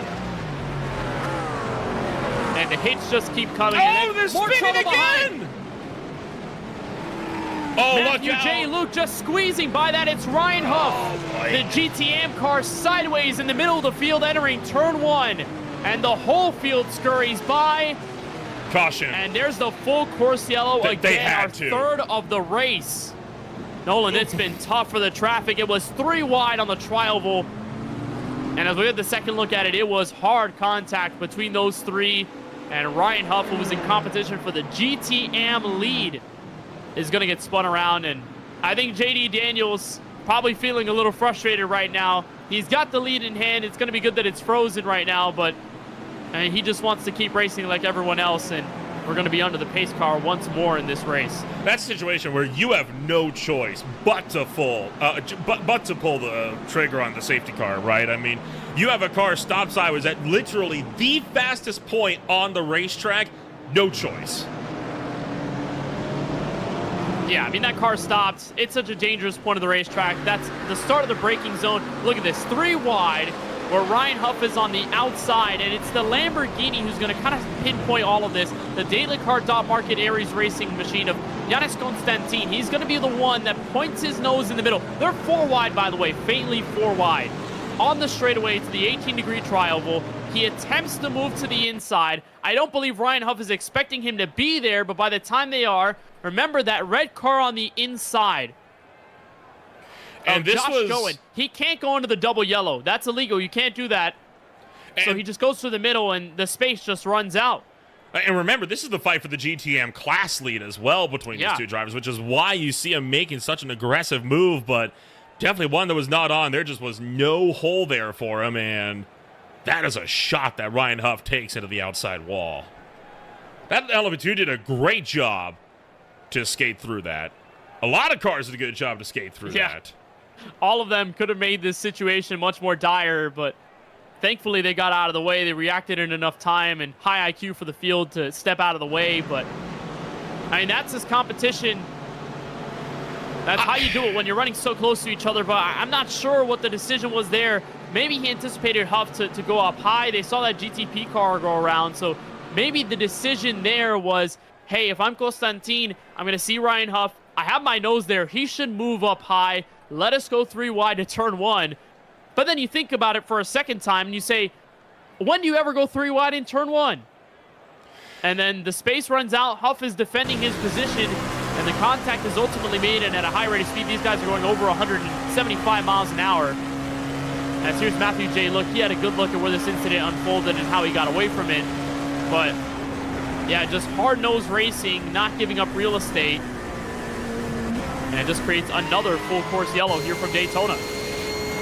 And then from Aaron Beaver from the Unitronic Fisher Motorsports crew. Goes up high to let the GTP through, but then has to stack up for the incident. And really locks it down and gets through it up on the outside. Good job to slow up for that. Let's ride on board here with the Lamborghini of Yanis Constantine for Daily Card Market Eris Racing. I mean, I can see what he's going for. The hole was there, but whether it's going to stay open, that's the debatable point. Yeah, he had the space in order to make that move. The car fit for sure. But again, my prophecy, or my at least hypothesis, is that Ryan Huff, he was expecting Ryan to move up a bit higher because you got the spotter at that point telling you inside, whether it's iRacing spotter or someone in the voice chat with you as a real life spotter and all eyes on the racetrack. They're probably going to tell you, hey, car inside, you're 3 wide. And Huff maybe would make that anticipated decision to move a bit higher on the track, give a bit more space, and then have them flourish 3 wide down the tri-oval, to which, and then it's up for the racing gods to decide what happens in turn 1 when they get there. But yeah, I don't know. He decided to go for it. He wanted the gap to be as open as it could be, and then it just progressively closed in to the point where, I mean, at that point, you're 3 wide in the middle, and there's the contact. Huff is getting spun. The good thing is that I don't believe any 3 of the drivers picked up any significant race-ending damage, but possibly the avoidable incident. I'm sure race control will look at that one again as well. Boy, I mean, that's what restarts can do, right? It can really devolve pretty darn quickly in one of these races, but I mean, again, struggling to almost find the words at this point with how much this race has gone off the rails in the last half hour or so. I mean, you had that pretty monstrous hit into the inside wall just on the exit of pit road that slowed down what was a great run, and then it's just been complete pandemonium. And again, this is not a points-paying race. This is not a championship finale or anything. This is a qualifying race. So do you reckon the fact that there's no points on the line could be why we're seeing some of this aggression really picking up? Or is it drivers trying to just probe on what's possible here at this track so they're more prepared going into the 24? Well, there are 2 sides to the coin that I'm thinking of. First and foremost is that, yeah, there's no points involved, so you can go for it. Try to go for the win, go for track position. There's no point in laying back and not being aggressive and trying to be a standout driver in your class, or in the case for GTP, the overall race victory. But then the other side of it is, you know, maybe they're running hard because track position matters so much in the Daytona 24. It can basically create the difference between a driver that succeeds at the first stint and is able to put a decent gap and maybe be, you know, most 3rd or 4th place in their class, maybe be the leader with a solid gap when you do a driver change and your stint comes to an end. Or if you have trouble in this race and you start from the back, you know, how much headache you'll have trying to cut through the field, not only under raw pace, but then through strategy, trying to continuously think of other ways to beat the competition if you're not able to do so outright on the speedway. So I tend to lean more towards the intuition that track position matters so much in the main race next Saturday, but I'm not sure if it warrants the aggression that we've seen so far today, in which we've seen all these full course yellows come out. And honestly, it's created more harm for some drivers than good in any case. But I digress. These are race car drivers for a reason. You put them in a car and you tell them go race. They're going to go race, and they're going to do it to the best of their ability. It's just the unfortunate situation that the chaos has lended itself to dominate the storyline this afternoon.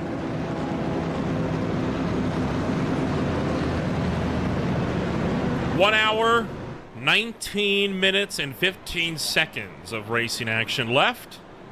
As of right now, tell you what, why don't we take a rundown through the whole of the field here? We got a good chance here under the yellow flag. So we'll jump back and we'll show you who's all where as we get set to go racing once again here before too long. Right now, it is J.D. Daniel who, as it stands, currently leads the way in racing action here this afternoon for Pack Sim Sports. He is alongside Seth Neufeld, Thiago Mello right now running back in the 3rd place position for Lion GPX Bravo still. Twin BMW M Team Delta Racing drivers Felipe Silveira and Andre Vitor Diaz sit 4th and 5th. Alvaro Martinez World of Sim Racing team. The drivers that won the 24 and the Ward last year currently running 6th. Selena Ward for Wastegate Racing running in 7th. Mike Staneke running back in 8th. With Eras Racing's Brandon Clark in 9th. Daniel Perez Santiago back in 10th. And then Carlos Alonso Garcia Bayonne currently out of this race, along with Thomas Martin. Well, not out of the race. They are both back out onto the racetrack, albeit they are now both 5 laps down here. And for the LMP2 class, it's the Monarch Racing Team, a group based out in Portugal. Vitor Pita, who's making his debut in VSCA competition. He's got the lead after staying out from an early pit call earlier in this race. Dominic Eisenberg for Twin Turn SRV by Rebecca Bornheim. The 23 machine is running second close by. Marcus Young, rescue skill by WMS team. They had to fight from a pit road penalty to begin this race. They started the event on pit road. They rallied back to track position through the full course yellows. They run in 3rd as of the moment. Rico Kohlmeyer making his first laps. He stepped in after the first pit stop for the V1M team that was running for the class lead in LMP2. They're 4th and 14th overall. Flight Level Racing 757 with Paolo Calvo. And behind the wheel of the machine is 5th. Track Limit Sim Racing Thunderbolt Alexander Schneider is 6th. Sebastian Eisenberg for the other Twin Turn SRS team is in the 22 machine from 7th. Matthew J. Luke for Fury Sim Sport in the LMP2 class is 8th. And Ricardo Anselmo, Grow Racing Team Blue, is technically supposed to be 9th. The other last car in the LMP2 class is slated to be the RTR RIC Team Racing 2 machine of Alfonso Race, who is disqualified and out of the event.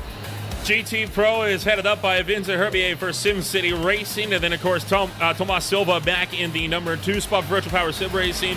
Tyler Redden sits in 3rd with Saul Sanchez Flores back and 4th. Sam Gunstone running in the 5th place position with Nuno Vinagre, 25th overall and running 6th place here in the GT Pro category. Joao Pedro Teixeira for Epic Vans Pulsar Esports team sitting in 7th with Julka Tainio, Russ Bachelor's Racing VSCA running back in 8th. Tulema Tree Racing for Travis Linscomb Hatfield running in 9th with Curtis Schreiber for Double Sim Racing running back in 10th. From there, it is Errol Uriksoy for Ultra Motorsports Pro running 11th. Manuel Meyer back in 12th. Rodrigo A. Moreros back in 13th with Josh Goen in 14th. And then it is going to be Juan Figueroa Correa back in the 15th place spot. Aaron Beaver, 2 laps down, brings up the rear of the GT Pro category. And in GTM behind them, all those drivers starts with the Aaron Beaver machine, Unitronic Fisher Motorsports. Behind them, the Superstar Racing Yellow Michael James. As the timing and scoring just continues to cycle out, a little bit hard to get through there, but for the most part, all these cars, Richard Abel, Connor Botting, Ryan Huff, we saw him spinning. We're going backwards here, Thomas Spencer, Marcus Taylor, Jesse Molina. You might be looking at the wrong sheet there, my friend. Yeah, I mean, on ATVO, it's a little bit harder. We can't separate the GTM and the GT Pro class, so you just got to figure out who's who. But Giannis Constantini, that's the leader for GTM right now. Michael Adamczyk for the Ford machine in the 747. That's part of the flying team as well. Will Robertson is 3rd. Smell Abe is going to be in 4th in the Aston Martin. Kevin Smith in P5. Jonathan Duncan, 6th place. Christopher Limprecht in 7th. And Lucas Santos, the Porsche, in the 8th spot. And then behind them, Jesse Molina. Then we mentioned Marcus Taylor, Thomas Spencer, Ryan Huff, who suffered the spin to bring out the most recent full course yellow. Connor Bonney in the Ferrari, Richard Bell, and Michael James, the final of the GTM class. Sorry, Ron Nolan, took me a little while there to get ready, but I was saying them backwards, so I was going last to first there you in go. GTM. I was looking through. I was wondering, is my timing screwed up? Is his timing screwed up? I was like, what do we got going on here? It wouldn't be the first time. Yeah, I will ask for an excuse. It is a little bit hard on ATVO to see the official running order for GTM. But they separate the colors, and, I looked at the colors. I tried to gauge who was first there, and, it's a little wrong. But it's okay. It happens. Well, the weaving begins, and because this yellow flag came out within 30 minutes of the last one, this is a quick full course yellow. So, of course, some stages are going to be bypassed as a result of that. But all the classes are sorted, and we should get the green flag next time by. And I think for JD Daniel, I mean, it's been a great race, number one. Track position's always been there. Daniel has had the benefit alongside Pack Simsport of that entire team not to switch out any drivers yet. They will have to do so, I believe, soon. But for this team, they've been wonderful so far. They've held their own. And, you know, you think about these full course yellows and yellows in any sense of racing, irregardless of just sports car racing. Now, when you have constant yellows like this and breaks in the action, it's so hard to not only get back into your rhythm and be locked in once again, but then just continue whatever muscle memory you had built from the first several stints to which you ran green, because you have that constant stop and go. It's almost like the idea in queuing where people would rather be walking at a slow pace for 20 minutes than spend 20 minutes standing still. You know, when you have a stop and go, it makes you feel a little more frustrated. You don't feel as confident. You don't feel in that rhythm. But if you're casually walking at a pace, you can figure out where that pace is and then start maximizing where it's going to be. And for Daniel, they've been patient. They have been conservative so far, but enough to really stay ahead of a hard-charging Seth Neufeld, who I don't think is going to give him any easy situation in this final hour and 12 minutes. Well, the field going to continue to battle this one out. JD Daniel still leading the way. Vitor Pita. Monarch Racing Team has been doing a phenomenal job up front in LMP2. They have continued to be the class of the LMP2 field. And despite Dominic Eisenberg's best efforts, Vitor Pita has been unstoppable at the front of the grid. And by the way, Vitor Pita got approved to run as part of VSCA in December of last year, 2025. So less than a month ago is when Vitor Pita got approved to race. And then he registered with the team based in Portugal, the Monarch Racing Group. And for them to be in pretty much their first event of this 2026 season, to have meshed well together and to make that call, coming down pit road, having the full course yellow come out at the exact right time and telling themselves we don't need to pit a second time, let's stay out for the moment and gain that track position. I like the call. I think it makes sense given how chaotic this race has been. You can probably always bank on another full course yellow to come out and bring this field under that sense, because if you can and you come down pit road again, you can keep your track position at the front. So shout out, kudos to Monarch Racing Team and Vitor Pita to flip the strategy in their favor and have this track position more than halfway through. The big story, of course, has been how many times we've seen the GT Pro and GT Anfields flip-flop. And right now, Michael Adamczyk with his Ford Mustang leads the way in GTN. Now, the Ford GT3s have been pretty big on the iRacing as of late, and they were the dominant car back in the FTR Advanced Trophy.ai GT Endurance Series, which will be making its return as well later on in 2026 as well. So these Ford Mustangs could be a big story over the course of the afternoon, but the green flag is back in the air, and JT Daniel will lead us around NASCAR 3-4 to the green flag, with Seth Neufeld closing in fast as they head down the front straightaway.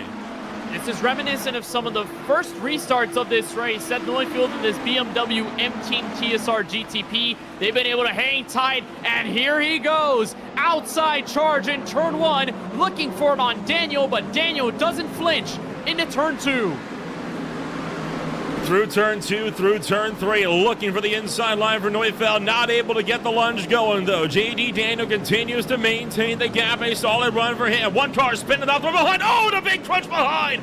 Two LMP2 cars off the road. One of them is Sebastian Eisenberg.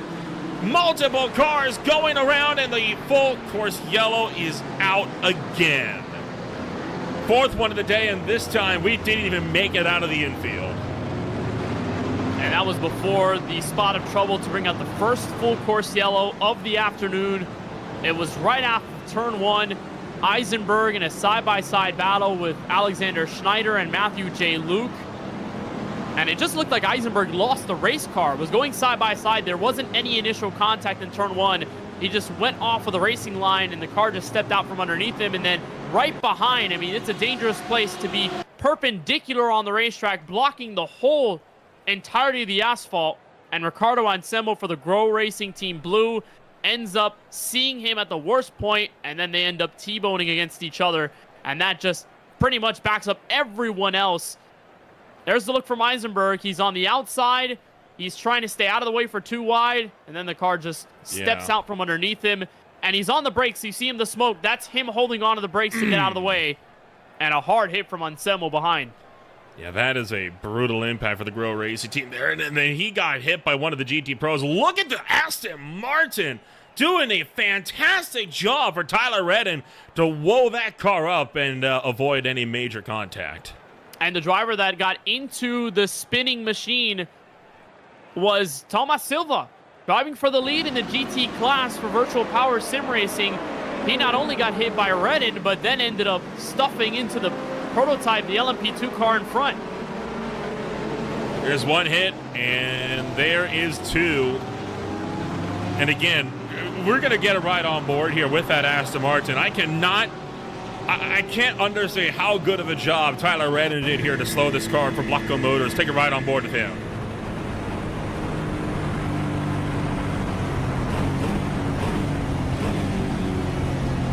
All of a sudden, you got car size in front of you, and heads up, look out. Oh, that could have been disastrous for arguably one of the dominant cars of the GT Pro category today. I mean, you do pick up some damage, but the silver lining is that you got away with it mostly scot-free. I don't think he did. That car looks unscathed. All right, well, good news for them. He did make the contact, but got away with it. And thank goodness for them, they're able to stay in this race.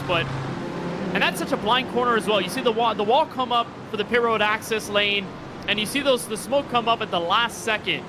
So unbelievable job by the GT car to move out of the way for Tyler Redden to be able to make that decision in the moment of time.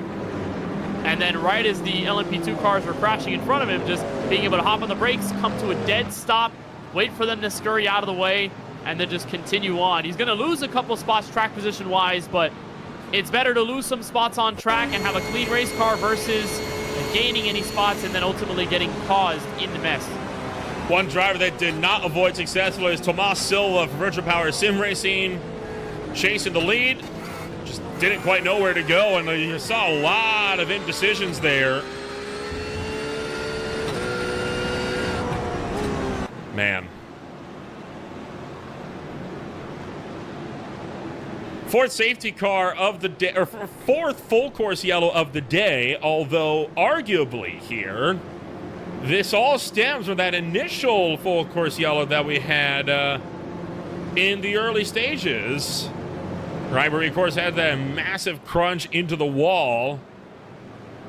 And it's just been on from there.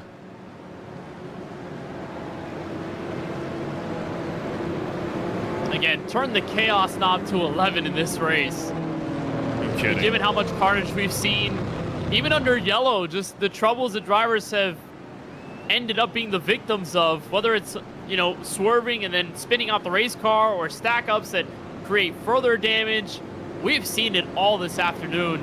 This race has felt like a 24-hour in a sense, given all that's happened, the strategy, the flips in track position. And unfortunately, in this case, it pretty much takes out some of the best names in that LMP2 class with Eisenberg, Sebastian Eisenberg. Dominic has been the man up front for the most part, but Sebastian Eisenberg and that second twin-turn SRS team, I mean, they've been doing well for the most part in their category up until this point. And Ricardo Anselmo was just sort of getting back into the rhythm of things after what's been a bit of a wacky race for them as well. And it's just hard to think just how much has gone on in the span of this hour and 40 minutes, practically, hour 36. The racing has been aggressive, would be putting it mildly, but there is still a long way to go here before this race draws to a close. We're going to take ourselves with one more step back. By the way, if you are one of the drivers here that is running in this race, we are more than happy to give a chat to you while we are under the full course yellow here. Feel free to stop on by and give your opinions on the field so far and some of your aspirations for the incoming season. But for the time being, yellow flag's out for the fourth time today. We're going to take a step back and be back in a moment with more on Green Flight TV.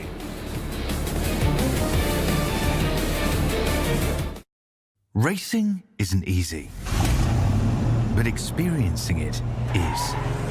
iRacing puts you in the driver's seat with the industry's leading sim racing game. Drive on laser scan replicas of the greatest racing circuits from around the world. go head-to-head against other drivers chosen by skill-based matchmaking to ensure competitive racing at every level. Compete across all your favorite series in officially licensed cars engineered to deliver the most accurate driving experience possible.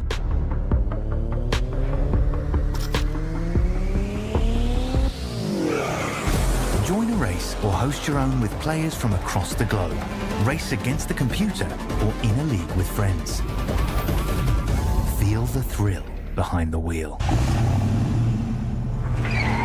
Visit iRacing.com.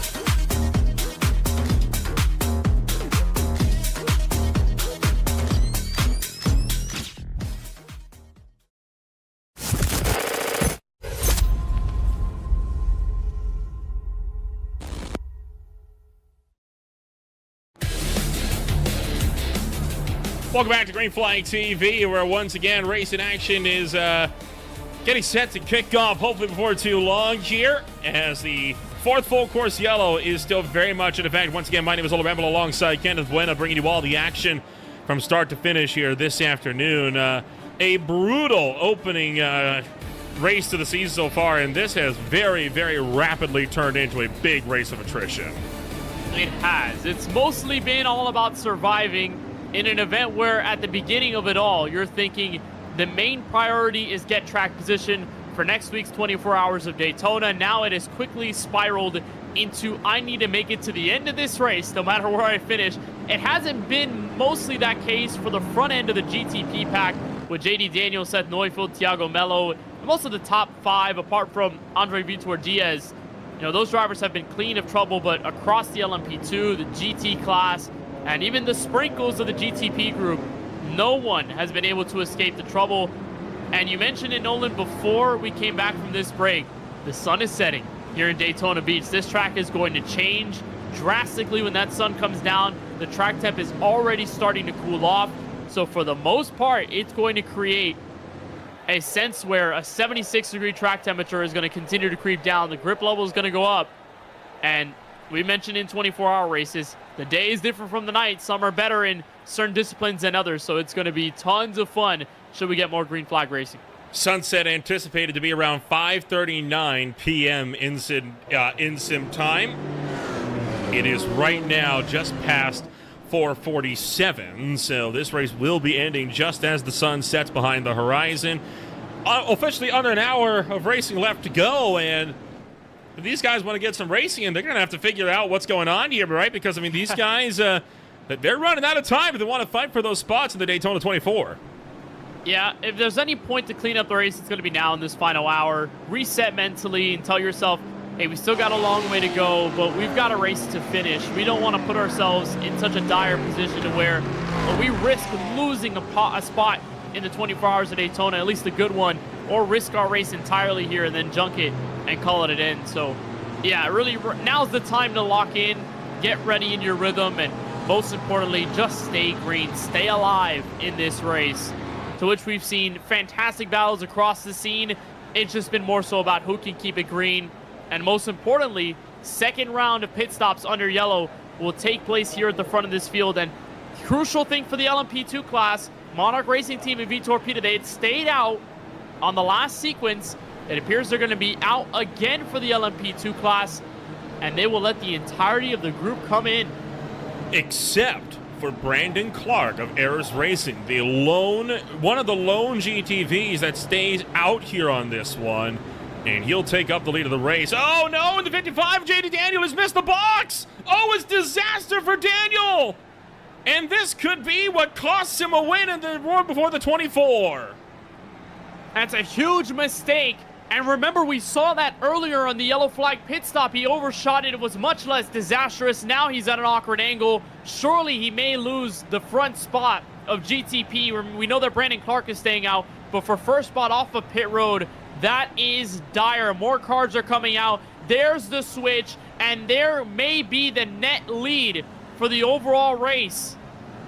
Unbelievable. JD Daniel jumps out of the car. Alan Parrish jumps in, and it's a long stop for Daniel. And that car has gone from leading the race to being 6th in class now after that. And we got a spin! Another spin! It's the 5th prototype car to spin under full course yellow conditions. Admittedly, 2 of those were a result of car-to-car contact. And has this been the result, potentially, oh, sorry, this was under green. Could this potentially be the result of spinning up the tires on the exit? No, it was contact. So Oil Schwarz for that Red Lab Competizione team, he just came out of pit road. That was a driver change, by the way.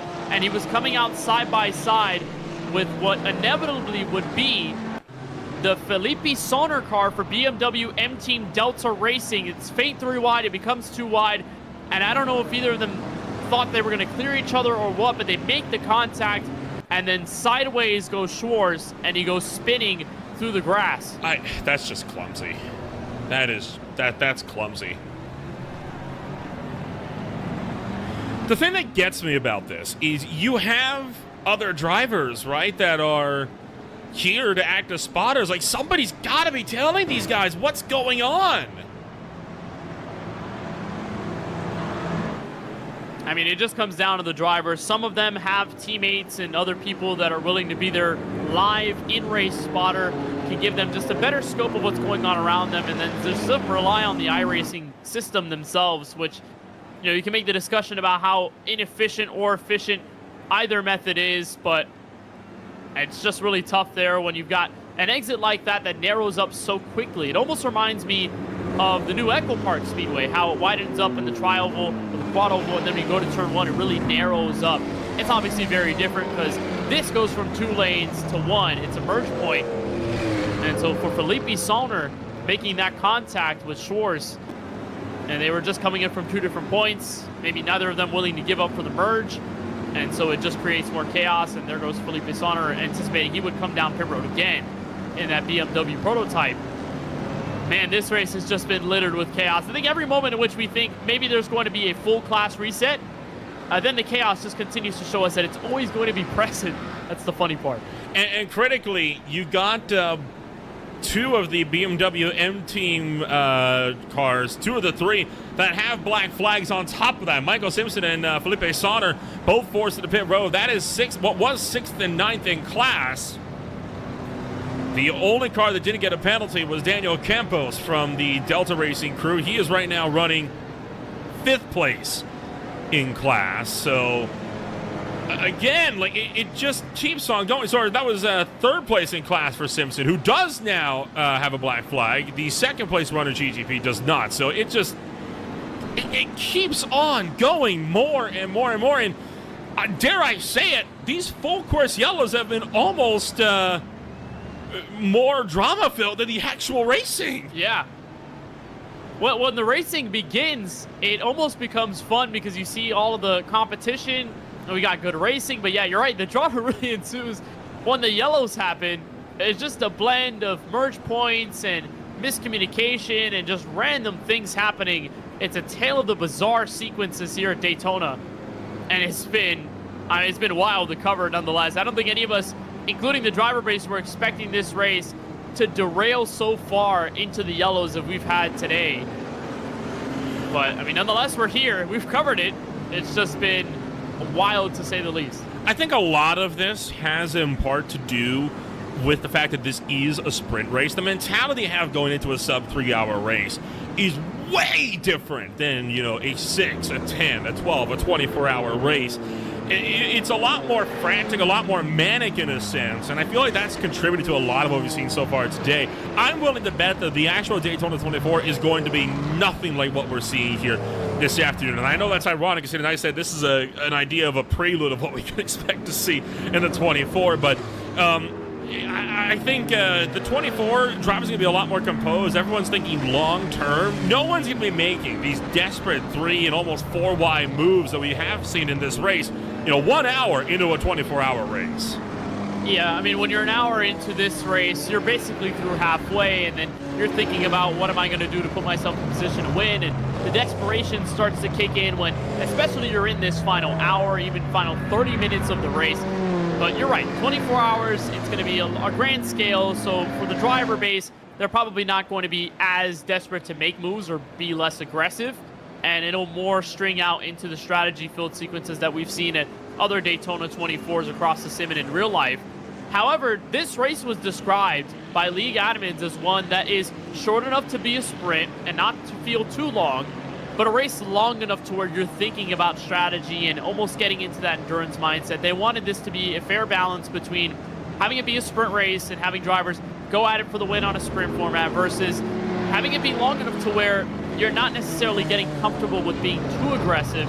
It's just that for all of the drivers, given how this race has unfolded, and as these full course yellows continue to develop, it's more time you're spent under the yellow. That means for drivers that are further back in track position, they're going to be more aggressive, and it just continues this revolving door of attrition. The class sorting phase is currently underway as you see some of the GT cars starting to be waved around the iRacing pace car.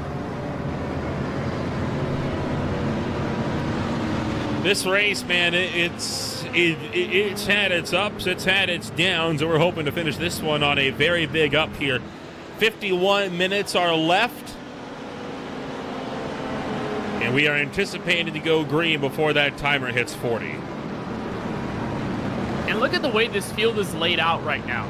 You've got the Aries Racing Brandon Clark car, who's the only UK member out of his Aries Racing team, by the way, that's running in this GTP entry. Then Monarch Racing Team, Vitor Pita, this Portuguese group that still remains out on the racetrack without coming down pit road. And then it's V1M11, Rico Kohlmeyer stepping in, Track Limit Sim Racing Thunderbolt with Alexander Schneider. That's 1, 2, 3 in the LMP2 class. And then you have what was the ultimate shift in the tide, where JD Daniel made his mistake on pit road, and Daniel Campos for BMW M-Team Delta Racing stepped in forward to technically be in the GTP lead, although it's technically not. You have a healthy mix of strong race cars in 2 different classes when we go back green. I'd imagine that blend point at the exit of turn 1, it's not going to be a place where I envy to be in, that's for sure. Alan Paris has a lot of work ahead of him, right? This is, you know, to kind of reference baseball here for a little bit, this is like when the starter gives up a couple of runs and then the closer has to come in and try to salvage, right? I mean, especially after a good performance from said starter, I mean, JD Daniel was leading the entirety of the GTP field all night long, and yet it is pit road where the devastating mistake comes to send that car careening back at a 7th place in the category. And that's why, you know, they call pit road the make or break place in endurance races, because all it takes is one of those mistakes. And in GTP cars like these, where it can be hard to close up to the cars in front of you, it's not going to be easy to make up 6 spots in under an hour. It's not. And then when you point in the merge point with the LMP2 machines, it's ultimately going to create a much bigger buffer between Brandon Clark and everybody else in this group, let alone who Paris has to be in order to catch up to Brandon Clark for the overall and GTP lead in the first place. So it's the biggest misstep that we've seen from Pack Simsport so far, but this is really going to be where they can dig deep and make their money. We haven't seen them pressured all race long, apart from some minor sequences with Seth Neufeld in the beginning portions of this event. But for the most part, they have been in cruise control mode, even through the full course yellows. So I'm really interested to see where Pack Sim Sport and Alan Paris is able to charge this team back to the front, what this machine handles like in dirty air, most importantly, and how they get through all that traffic. You mentioned it's, one of their only missteps this race. I would argue it is their only misstep so far this race. And I, like you said, I'm curious to see how they're going to handle this one as well. I'm also curious to see if Vitor Pita is going to be able to contend still for the LMP2 class lead. Because remember, I mean, Monarch Racing has been doing a good job so far up front, but it's also important to remember that, for much of the last hour or so, we've been running under full course yellow conditions. So Vitor Pita has been relatively uncontested so far for the LMP2 class lead. And Rico Kohlmeyer for V1M, he's right back up to second. And that dominant car in LMP2 right behind these guys in second wants to get back to the front. He does, and they've been such a strong team so far this afternoon. They've been probably the most consistent LMP2 team in this race, to be fair. Kohlmeyer, I mean, he was in and out of the top two, just kind of bouncing around the top end of the LMP2 class, but the V1M group have been very consistent and composed given how chaotic this race has been. I'm just really interested to see where Vitor Pita ends up strategy-wise, because he's been in this car for so long. They're now what's going to be their 27th lap of his stint. Obviously, he's been saving fuel through these yellows, but is it enough to get you to the end of what's going to be 47 minutes left in this race? I'd imagine not. And for Monarch Racing, they have to come down, so I was just a little confused to see them stay out on the recent stop, because at most maybe you lose a spot or two, but given how the pit stops have gone for a bulk of the LMP2 class, Vitor Pita was probably not going to lose the LMP2 lead, so I don't know where the call comes out from. I mean, the other drivers stay out as well, so maybe that's why he was led to believe that they were going to stay out and he was going to lose more track position, but we'll see where they file out, especially knowing that there's a hard-charging GTP class right behind them.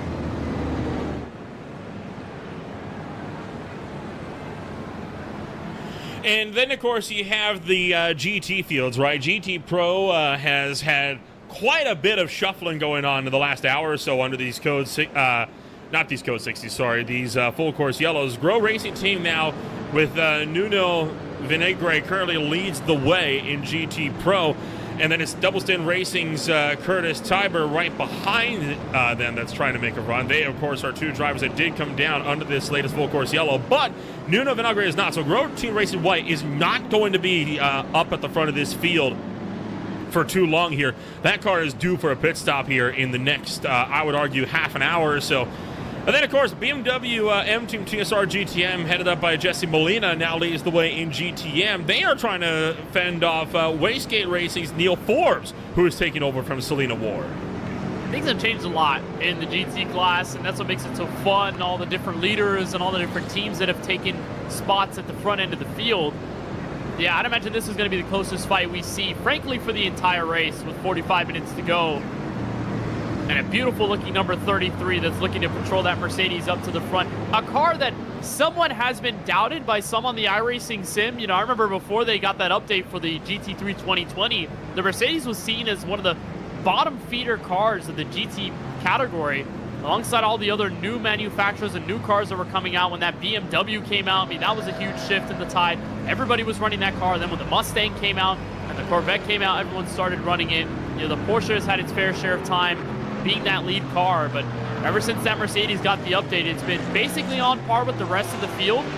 So for these guys and Forbes and all these other drivers that are looking to make headway at the front, I think that's going to be the most fun we see in the back end of the field tonight.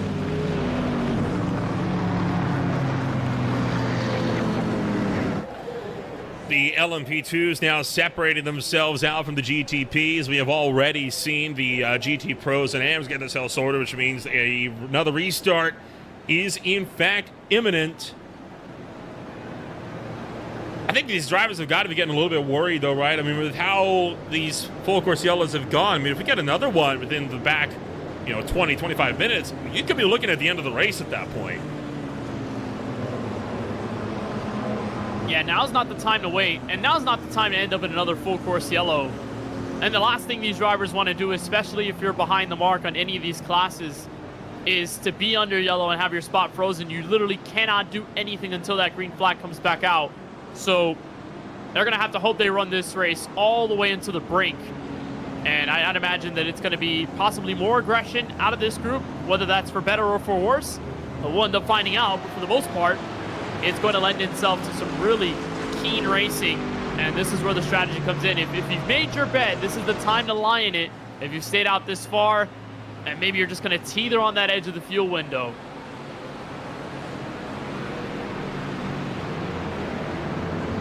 Uh-oh, we may have just had an issue. Michael Simpson is tumbling down the order from BMW M-Team TSR.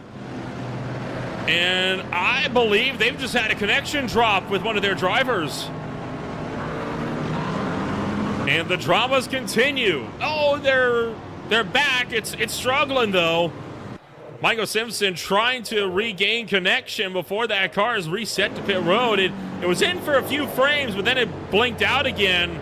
But Simpson's having some major technical problems right now. Yeah, it's really tough. And remember on iRacing, they came out with a recent update that if you have connection problems for a sustained period of time, iRacing's going to put you on pit road. They're going to black flag you. They'll do anything in their power to kind of take you out to the side so that you don't affect the other competition in front, because you've seen blinking create issues when there's nearsighted racing and potential contact that's registered, even though it's technically not there because the driver's in and out of the server. For Simpson and that team, I really hope they're able to get back in this thing, but they have been classified so far as grayed out on timing and scoring, which means they are failing to get back into the session. I'd imagine it's going to be a long road ahead for one of those final GTP teams. They're back in it right now on the back straightaway. You saw a bit of that smoke. That was them coming back into the picture. But hopefully it doesn't create for any further issues for that team, especially now in this final leg.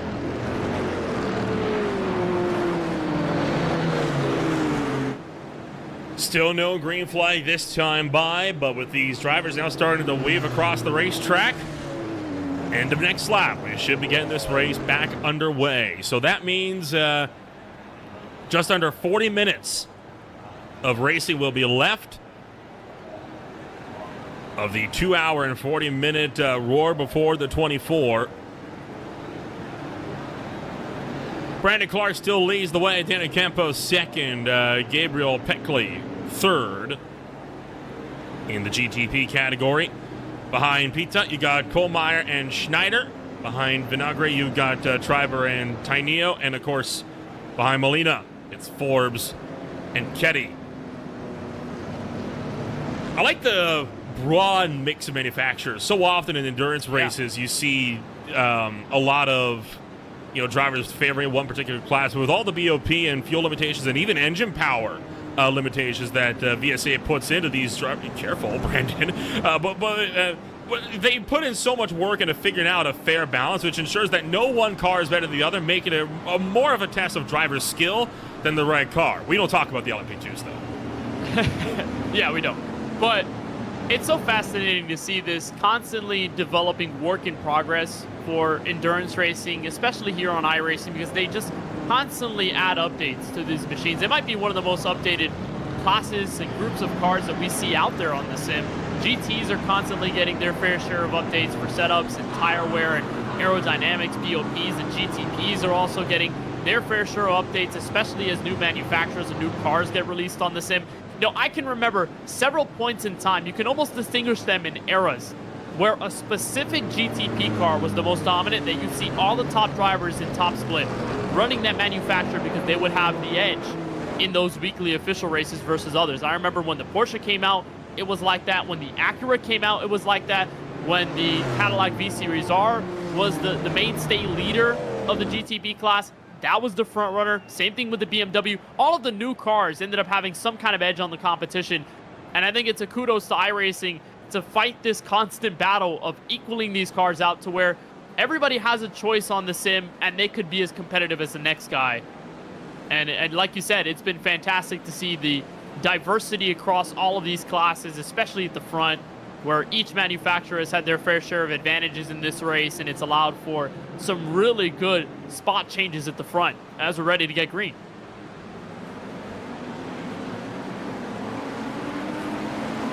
And here we go, green flag back in the air as we hightail it back towards turn number 1. And Brandon Clark getting a good launch from the field.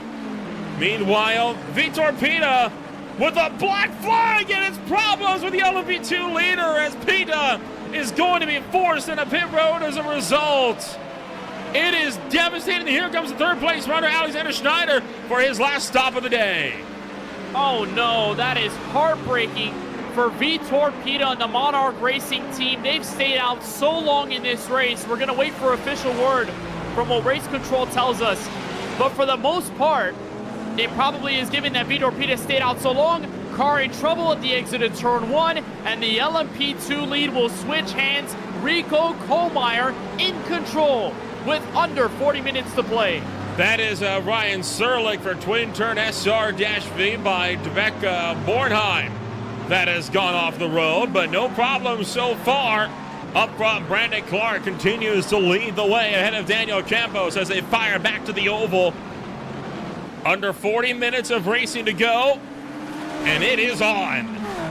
And the difference in laps is 17 from the leader in Clark versus the second place machine in Campos. All these drivers for the most part pitted about 6 or so laps ago. So with this hard charging BMW right on the tail of the Porsche, it could be a big change coming into NASCAR 3 and 4. There's a car on the outside of the Le Mans chicane. We're going to stay green for now. Great exit by Clark, but here comes Campos for the draft. Tucks into the slipstream, trying to get a run going, but Brandon Clark with a lower downforce setup is very much pulling clear. And there you see Ollie Schwartz for Red Lab Competizione off the road, but he is at what would normally be, I do believe, a safe tow-away point. No, that is not a tow-away point that he is by. We'll have to see if this ends up being a yellow flag here. I hope it is not, but right now stopped off the road, and it looks like he has actually found the tires down there as well. Everyone's praying that it's not going to be a tough point there, and it looks like for V1M and Rico Kohlmeyer, they are also coming down pit road, so they will give up the LMP2 lead to Paolo Calvo and the Flight Level Racing 757 group. They had also stayed out, so possibly this could be the call that they cannot make it until the end of this race. And it looks like Track Limits Racing Thunderbolt was able to get the tow back to pit road, so we are going to be able to see drivers make their way into the box as Seth Nufo for BMW M-Team TSR GTP tumbles down the order now. And boy, a tough break for the number 25. It's not how you want this race to go, especially given that we're under 35 minutes. This is the sprint to the end. This is where the strategy has culminated until this point, and you're just running for the win. It's been tough to see that happen, but for the most part, we've seen fantastic racing, and we're going to see a battle for the overall race lead. Entering turn 1, the Lion GPX Bravo Snow Machine of Gabriel Peckley's right on the tail of Brandon Clark to the first corner. He'll swing to the outside. Just in the final 35 minutes of this race is where we have the battle for the lead in turn 1. Trying to go for around the outside. No move done there for Gabriel Peckley. Brandon Clark trying to cut back to the inside, and Brandon Clark has got it through turn 2. Now back up through turn 3. Peckley looks for the outside again into the International Horseshoe. Oh, a bit of a twitch there for Clark on the way into turn 3. And that could open up the door for Peckley to swing back through around the outside. Trying to get the lunge going, and he's going to have a run. It's now a game of chicken down to the cake. Peckley blinks first, and Clark holds on still into the West Horseshoe. I mean, Clark is just surviving right now. He's on the oldest set of tires compared to everyone else in this GTP field. He had the track position, but then you think to yourself, how long can you sustain this defense for the entirety of the run until those fresh tire machines start making their way forward and start giving you the fight of your racing life? There's a look on board with Clark. Look at how far Peckley is, and don't count out Niklas Peterson. He's been one of those drivers to be at the front. He has won 3 overall, 2 of the last 3 overall VSCA Sports Car Daytona 24s, being that clutch final driver to the checkered flag. He's in for this team and still within a shot, at least a second or so between those 3 machines. Still a lot of highly contested battles as well throughout the GT categories as contenders continue to battle that out amongst each other, but Peckley continue to close in a 10th and a half, and now Clark's waving back and forth, trying to break the draft as they make their way through NASCAR 3 and 4. Peckley's going to have to do this one the long way, though, into turn number 1. Once again, pulls alongside, trying to get the drive going here down into turn number 1. Can he get the drive in there? Trying to outbrake him around the outside, not able to get it, and Clark continues to hold on. Wonderful defense by Clark. He's keeping the inside pegged so that Peckley doesn't have any of the opportunity. He used to swing to the outside. He's doing so in some of the toughest corners to make outside passes here at this infield road course. That International Horseshoe, hard to make an outside charge unless you just have so much grip to your liking. They're catching up on a lapped car. And Peckley's got to make this move quick because Peterson is hanging right on their tail, close in the kink, entering turn 5 in the Western Horseshoe. Can it be the crossover complete? There's Peckley down to the inside. Oh, no! And they'll make contact, spinning the race leader. And Peterson makes way to the inside. Oh, it's dramas as Nicholas Pedersen tries to battle his way through for Wastegate Racing. Gabriel Peckley trying to fight back, and he drops back to second again. But it's complete disaster for Brandon Clark, who got absolutely dumped for the race lead. And that is going to be another controversial incident that'll have to be looked at post-race. Gabriel Peckley looking for the inside, thought about it, backs out though right as they approach LMP2 traffic in the chicane. Oh my goodness, can it get any more dramatic than that, Nolan, in the final 32 minutes of this roar before the 24? Pedersen hanging back, Peckley making the contact with Clark, and that is all she wrote for the Aries Racing car that was just hoping to stay up front on the oldest set of tires in the GTP class. And they're going to take another look at it, but Peckley is still on the tail of Peterson. Before this race is all said and done, look at all this GT fighting in the back. This is all for GT Am, GT Pro, all of them within range of each other. And the longest line of cars right behind the Rusty Spatulas Racing VSCA machine of Duca Tainio in the 112. Battling for third place here in the GT Pro category amongst themselves, SimCity Racer, Virtual Power Sim Racing, World of Sim Racing, and Blanco Motor, all in the fight here for the final podium position in GT Pro. Duca Tainio trying to stay out in front, but Carson Allen for SimCity Racing is looking to run him down. You got Luis Cunha still in the mix here as well. He's also trying to close the gap, and we could see Carson Allen actually coming under fire himself rather than being able to go on offense here in a turn 1. Got to be pinpoint accurate in your moves, and there goes Allen. Dive deep in turn 1, going to bring the fellow Porsche of Luis Cunha with him in the middle of the corner. Fantastic textbook move, but look how many cars, Nolan, are in this stretch. Maybe 5 or 6 cars that are right in the thick of things, right around each other. Huge dive to the inside. Marco Pereira trying to move on Tainio, and it denied itself at the exit of the horseshoe. Boy, the fights continue to escalate here in GT Pro as World of Sim Racing team trying to run to Rusty Spatulas. Oh, heads up, look out as Christian Malcherik from the Batco Vision Motorsports crew sends a big diver around the outside, but he's not able to get a move done on the Aston Martin into the International Horseshoe. And right now, Ian Lawrence Brown continuing to maintain his ground. What a battle that we are seeing here in GT Pro for third. And this is absolute insanity, pandemonium across the GT Pro class, and probably going to be reflective of what we actually see in the 24 Hours of Daytona next Saturday, because these guys have been close all race long, full course yellow or not. The competition has been tight, it's been fierce, and no one's giving the edge to each other, especially now that we're under 30 minutes to go in this roar. So everything is on the table. Another desperate shot by the Blanco Motore machine. Ian Lawrence Brown taking a look at Marco Pereira, that World of Sim Racing team entry, looking on the outside of Duca Tainio again. These two had it in the International Horseshoe side by side, and this is where the Corvette is lining up the horsepower down the straightaway, and in the trial we're right to make this move. And Ian Lawrence Brown, I think, is just happy to just wait. Oh! He's going to stay near 3 wide in turn 1. Oh, that's a big move for Blanco, but no room to make it work. So the Corvette pulls the move off around the outside.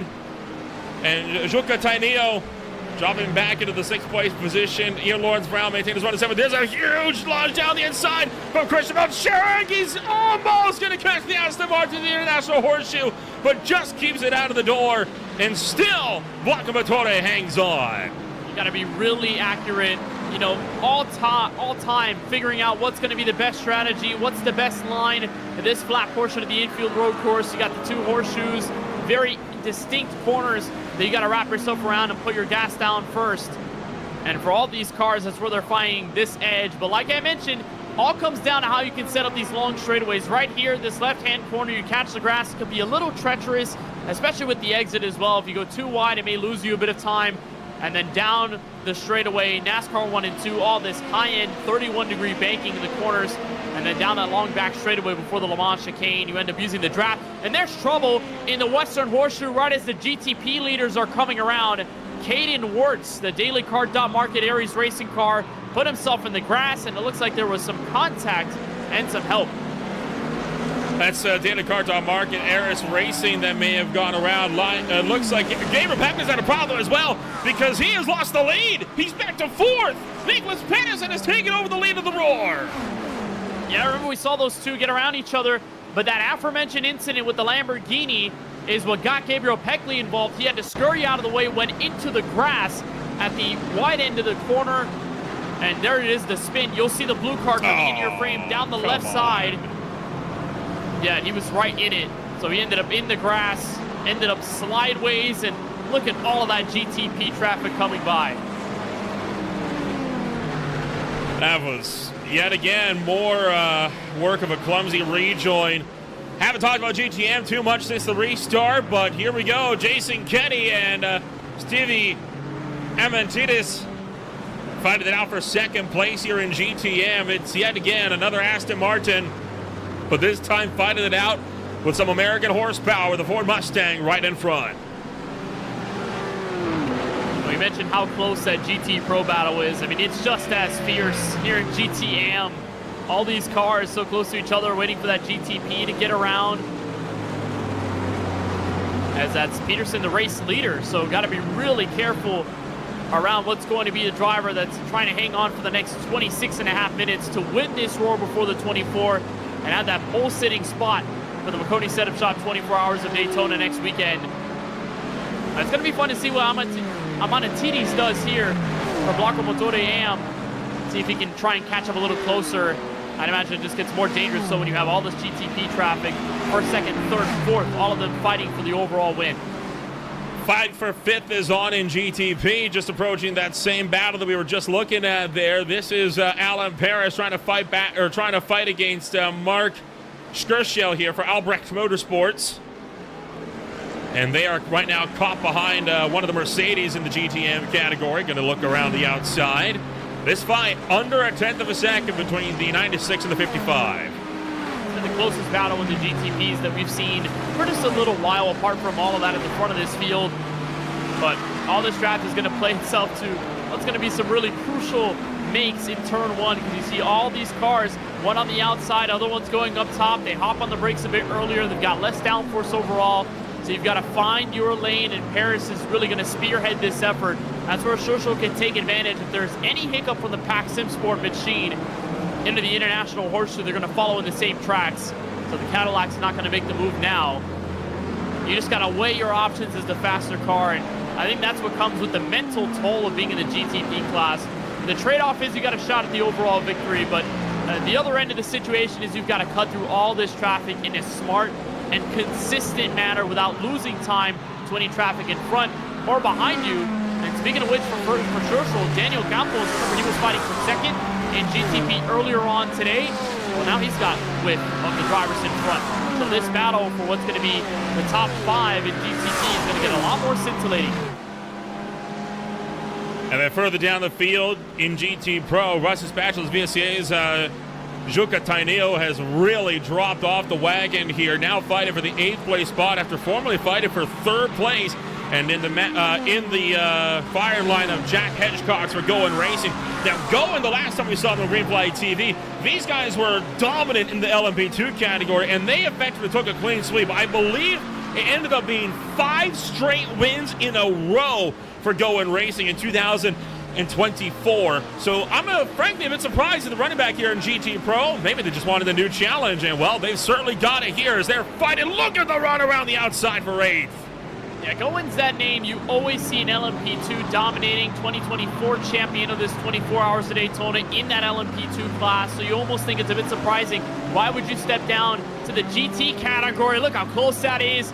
Going Racing, and Hedgecock's almost getting a tap there for one of the GTP cars as they're all just slowing up to make way in the International Horseshoe. That was Gabriel Peckley. Look at all these cars, Nolan. That's a sight to see right there, and that's a terrifying sight to see that, especially if you're one of the course marshals here. And what that has all allowed is for Marco Silva to close in as Hedgecock is being pushed out of the way. Now, I'm not going to go out and say that one class is better than the other, right? Because we're not saying that, GT Pro is an inherent downgrade from, say, LMP2 or GTP, because the truth is they're not. It's just different styles of racing, and that's why I think, hey, maybe they just wanted a unique challenge, and I can't blame them. It gets boring sometimes being up at the front all by yourself.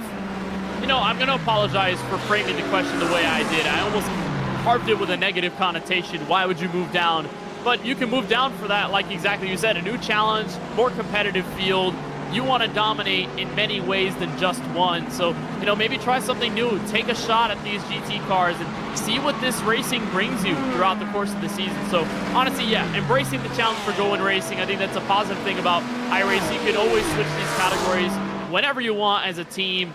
You register, whether it be LMP2 or GT or GTP. If you want to go at it for the overall victory, you can always change what you want to do. And for Going Racing, they're trying to make use of it now, 10th in their class. As it stands, we've got another entry down pit road, and that might actually be Gabriel Peckley, who is in contention for the GTP lead. It is Gabriel Peckley that is currently in pit road. You're watching the battle for 6th here in GTM, but that is going to have to take a back seat, unfortunately, because it's picking up now. Marco Silva and Jack Hedgecock continue to go at it with one another with GTP traffic in the mix, and oh boy, that GTP car getting muscled out wide actually as a result. You got off of the SS Racing also coming down pit road. And boy, these GT Pros are just fighting it out like there's no tomorrow with just over 20 minutes to go. And by the way, the battle for the GT Pro lead is closing up. It just opened up a little bit with the Pack Sim Sport GTP getting around, but Luis Cunha is putting up a show on João Pedro Teixeira. These two cars have been close enough to each other to make a valid fight out of it. We're watching all the fighting behind them for GT Pro and GTM, but these two have been close enough to each other where they can create some fireworks in the final 21 minutes of this race, especially down this back straightaway, the Le Mans chicane, where Cunha is able to get a really good run through the curbs, staying out of trouble. There's a car spinning in front of them, though, and it's the Pack Sim Sport machine of Alan Paris. Oh boy, and so Alan Paris can have issues. There he is, stopped on the outside of the racetrack. That's an extremely dangerous spot to be stopped, but that car is mobile. They have not requested a tow, I don't think. I think what he's got to do, he's got to gas it up and drive into the runover of the chicane to get that car turned back around. I mean, he's waiting for the traffic to clear. That's valid, because if he goes backwards, he's going to get disqualified and black flagged by just the iRacing sim themselves. So he's waiting for the right point of contact and enough space to turn himself around and get back going. But look at the cars. It's a huge line. They're all close enough to each other where Paris really can't move. He'll have a gap here, creating some kind of dangerous rejoin. This next car is going to come up. It's going to give him the time to spin around. There he goes. So good news for Paris is that he's going to come around, be under the racing line, and not in the danger of anyone else hitting him. So that's a good sign for Pack Sims where they keep their car intact. But full course yellow could have almost come out there. This is a spin from Ultra Motorsports Pro's Aero Urixoy just seconds before that in GT Pro, and then this was the big step out that Pack Racing had, and wow, hopped over the curbs there, and oh, he does catch the wall with the left front, but evidently not enough to be race-ending damage for that GTP. But how the mighty have fallen in your GTP field. Yeah, it's such a devastating point where you realize to yourself the race is unraveled in ways you really don't want it to be, with JD Daniel dominating this race and led it from the word go for the most part, and just the way the pit road mistake cost them track position and just how much the track position loss overall has affected the shape of their race. Adding in Alan Paris to step in for Daniel and try to take this thing all the way home. I mean, it's been tough, heartbreaking for them for sure, but those are going to be lessons learned for the overall 24 hours of Daytona. That's going to be their biggest point of emphasis alongside the rest of this field. What can they do in those 24 hours to stand out amongst the rest? They have some points of contact where they realize in traffic, maybe they have some things to work on as a team. But at the front, they're really, really solid with JD Daniel leading the charge. So I wouldn't be surprised to see that team and those group of drivers back in the mix of things for the 24 hours next week and probably in a good place as well. Fight for Six is on still in the GTP category. There is Matco Fisher Motorsports' Christian Malsherek coming down for his final stop of the day. In LMP2, the battle for second is actually closing in as well, as you've got yourself Rescue Skill by WMS right now fighting it out with Twin Turn SR-V by Debecca Bornheim. So it's Johannes Witt fighting it out with Ryan Surlich into turn one. Or at least it was, as Surlich got caught behind lap traffic. Yeah, the traffic is a killer there off of turn one. Narrow point of the racetrack. It's hard to stand out. It's hard to really step out in front. And you don't want to take that risk of cutting through the traffic in narrow points of the track where you can make just slivers of contact and it creates a ton of trouble. So it's a smart decision overall by Ryan Surlich. He knows if he's fast enough to catch up to Johannes Witt, that battle is going to quantify at some point. It is going to make shape, sooner than later. So smart IQ decision to stay out for the traffic, wait to clear them, and then put the pressure on Witt once again. The lights have officially flicked on above the Daytona International Speedway, turning this into a night race by definition now, as now 17 and a quarter minutes to go. The battle for second still tight in GTM as well. And a change in the lead of GT Pro as here comes Luis Cunha into the box, allowing Teixeira to pick up the lead of GT Pro. Solid fighting all day long with those drivers and the Epic Vans Pulsar Esports team. I mean, they've had a journey to the front, that's for sure. They started off this race at 34th overall. And that was kind of deep in the GT Pro class. They were just moving their way up. Now they're 18th. So it's been wonderful to see their comeback journey throughout this race and how they've been able to stay out of trouble for the most part. As you get a good look on board of Ryan Surlich, this LMP2 battle that we're starting to see reignite for second. And it's, again, been all about survival, keeping all four tires on the racetrack, and if you can do that in the way the context of this race has developed over the course of the past hour and 20 minutes, that's really going to give you a reward. And, again, all of this for the qualifying spot in next week's race. So these guys, the fruits of their labor. We got one car around to the back of the field. Oh, my goodness. That was could have been a nasty rejoin there, as that is the 77 car Virtual Power Sim Racing Luis Cunha, who has just gone around in a black flag to boot. Oh, that's tough. I mean, Cunha was running second in GT Pro. Remember that. He was running for the GT Pro lead. So he'd been in contention to be the GT Pro winner and just got tapped in the horseshoe. And then watch this right here. This is going to pull across the racetrack and nearly into the path of an Acura. And in the several iRacing Rolex 24s that I've run in my sim racing career, nothing is more scary than, number one, cutting through traffic, but the second thing is getting back on the racetrack if you spill or make a mistake or get hit by somebody. It's rejoining at the right time so that you don't end with anyone else getting in danger and possibly taking you or other cars out of the mix. So that was just a little bit close-knit call as the fight for second in LMP2 has switched hands. Ryan Surlich getting around a simple pass, but he's got it in turn one, and Witt's going to bring the fight back into the corner. Yeah, Surlich trying to hold on as Johannes Witt trying to fight back, but he's got a GTP right on his heels, so I don't think he's going to be able to really do much about it, frankly. That GTP is going to want it to get through here. That is fifth place, by the way. Gabriel Peckley for Lion GP and Bravo Snow trying to fight his way through the order. So Peckley going to fight his way past the battle for second in the LMP2 category. You also got the battle for fifth in LMP2 that is closing in. This is Michael Williams and Corey Cursone fight it out. This is Track Limit Sim Racing Thunderbolt against V1M. One of the dominant cars of the LMP2 field today is involved in this fight. That was a switch from Kohlmeyer to Corey in this 11 car, so that was the recent switch under one of the latest full course yellows and pit stops. And this is going to be a good field right here. I mean, maybe this could be the time we see all of these drivers finally end up splitting apart from each other. We see more of the long-term racing we would see in the 24 next week. And these are where the battles start to get very fun to watch because it's just two cars, one track. You have the lap traffic in there as well, but if you're able to have the moments in which you've got clean racing track, I mean, you could just do anything with the driver in front. You can tango with each other, have a synchronized dance, do whatever you can to gain track position, and that's really where the magic of endurance racing comes out over long stretches of time. And I want to ask you, Nolan, do you think we're going to see this level of chaos in the 24? Because we've seen a lot today. I don't think in the first half. I think in the last hour we might.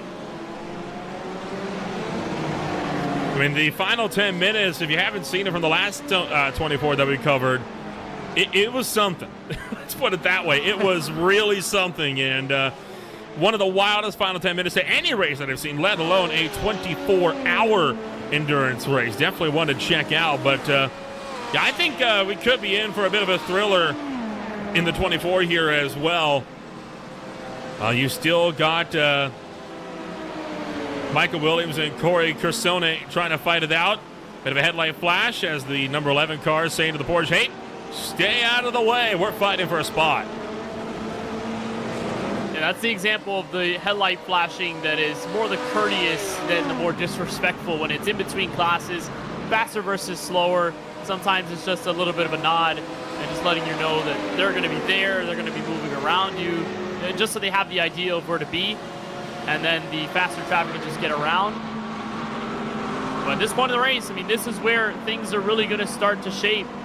And all these battles for GTM, GT Pro are really starting to develop in their own way as the Epic Vans Pulsar Esports team continues to lead things on the GT Pro side of things. Blocco Motore, I mean, they've been through a lot in different classes, AM and Pro so far. They've been through a lot in this race. And for them, with Stevie Amanatidis, he's done a great job at holding on position. But it's 8/10ths back to Jesse Molina, although they're going to be in a battle for second. So I think that's going to be good news for the Blocco Motore group because they've got a bit more elbow room to work around. Yeah, they were going to be under fire there for a hot second as Daniel Gralti gets around Jesse Molina. But Amanatidis still has a lot of a fight ahead of him if that Mercedes can close the gap to the Aston Martin. I can tell you right now, that gap was down to just 0.2 of a second last time by at the bus stop chicane. So these guys behind, they have the potential to reel that gap in.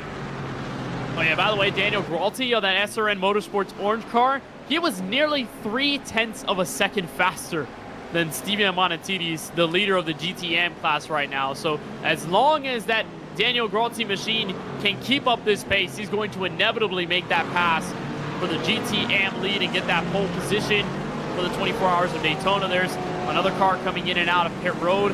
This is where the alternate strategy is biting some of the drivers in this field. It's allowed for those guys to inevitably have to come in because they have no choice. They can't make it to the checkered flag. So all the blending just continues to get a bit more interesting now that we've got the switch. That was NX Martinez Sanchez, the World of Sim Racing team car that had to come in. You can really start to see all the drivers that really thought there was going to be another safety car to be able to kind of bail them out of the fuel game, but that has not been the case for most.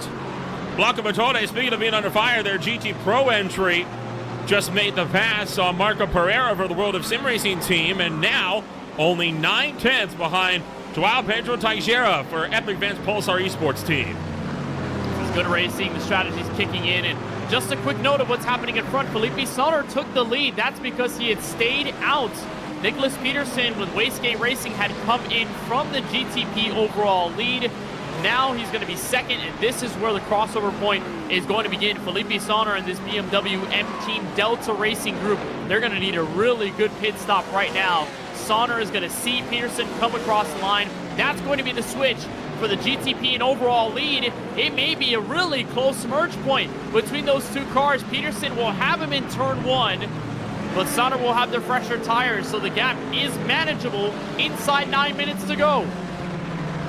All right, game on for the GTP and overall lead of this race. Still got fights as well in LMP2 and a fight for 10th in GTM between Tony Allison and Matthew Elia. Superstars Race Team Yellow trying to fight against Off of the S's Racing, but that BMW powers around the outside of the McLaren and makes short work. Matthew Elia picks up a top 10.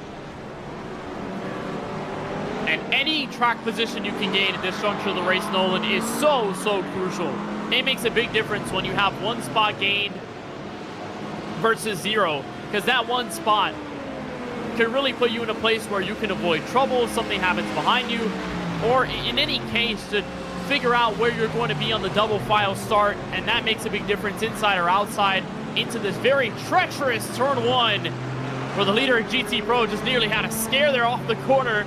And the battle continues for second and third. A very close fight between all these guys right now. But again, all this for really crucial track position, especially in this GT Pro category, that from what we've seen in this Roar and what we're going to see next week, they're going to be some of the best racing we see throughout that day. That's one of the Fisher Motorsports cars that is refusing to get out of the way of the lap cars behind, except for the prototype. Now, right now, Teixeira trying to fend off Ian Lawrence Brown. And I mentioned these guys have the chance to close in, and once again, the gap closes in dramatically between Brown and Teixeira. So the leader of GT Pro looking to be under fire for the final 5 or so laps of this race. And any traffic faster LMP2 GTP that ends up in the mix in the corners, it's going to slow these guys down even more. Thankfully, this next prototype car is going to be catching them on the straightaway, so it's not like it's going to provide that big of a hamper so far for Teixeira and this 73 machine. But again, it's all down to the final minutes. You think to yourself, I cannot overthink anything right now. I cannot cough up a mistake because it could be the end of the race. And Daniel Grolty, who was fighting for contention in GTM, a simple spin in the horseshoe. That's heartbreaking. Well, the GT Pro lead continues to be one of contention.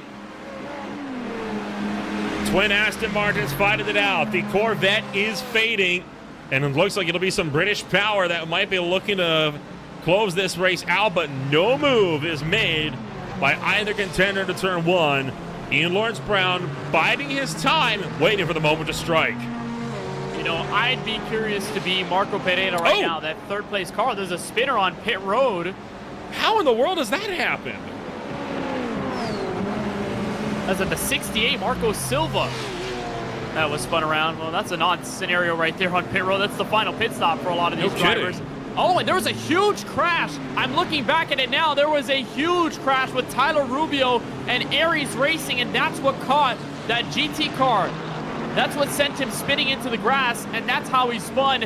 It was a sizable accident. I don't know how the caution is not out at the moment, but Tyler Rubio, Juca Tainio was in contention for GT lead, and it was a huge mess on the trioval. Well, we'll try to get a look at that if we can, but for the time being, it's going to be quite the run. You said it was Aris Racing potentially that got involved in that? Yeah, Tyler Rubio, the black and gold Porsche GTP, he was running down the straightaway. There was a really odd circumstance amongst LMP2 and GTP cars. Oliver Peterson was on the inside. Daniel Campos was the faster car trying to get around. He slams into the Aries Racing car. And I don't know if that was on purpose or not, because Rubio just slowed up. He hit the brakes on the straightaway. Oh my good Lord. Oh, that is a horrible crash. I think that might have been on purpose from Rubio. I think it was displeased with Campos. They were off NASCAR turn 4. You think a brake check? Brakes, yeah, he brakes already. You see the lights come on at the exit of turn 4. I'm watching it right now. And then Campos has nowhere to go. He swerves out of the way. He tries to file the middle 3 wide. He saves the race car. And then Rubio slows down again. And then Campos just slams into the back of him. And then Janio gets into it.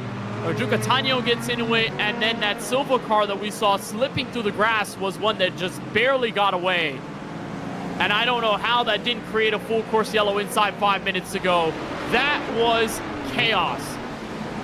Well, we'll get another look at that one post-race, but right now it's the final 4 minutes of the Roar Before the 24. The battles continue on with LMP2 traffic fighting out. Johannes Witt able to pick off Paolo Calvo for the battle for second place in the LMP2 category. 4 minutes are left to go.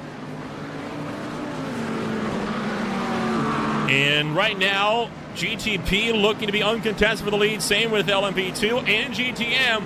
Teixeira, the lone contender that's within a 1 second fight for their class lead. You got to really dig deep, find whatever's working, and throw out whatever's not working right now in this battle for the GT Pro lead. You got to give credit to João Pedro Teixeira, the way he's been able to hold on through this race, and even with the pressure behind from Lawrence Brown, has not flinched a moment even as the faster traffic approaches and gets around them. Thankfully, it's been good placement for the most part in the infield road course, and this may be pretty much all she wrote as long as Teixeira can stay as consistent as ever. He's matching the lap times with Lawrence Brown in second place, so as long as that stays the way it is, I don't think really anything's going to change right now, and especially as Lawrence Brown is another second slower, it's going to allow that 73 machine to continue to pull away. Now's where everything is finally cycled into the longest green flag run we've had all day long.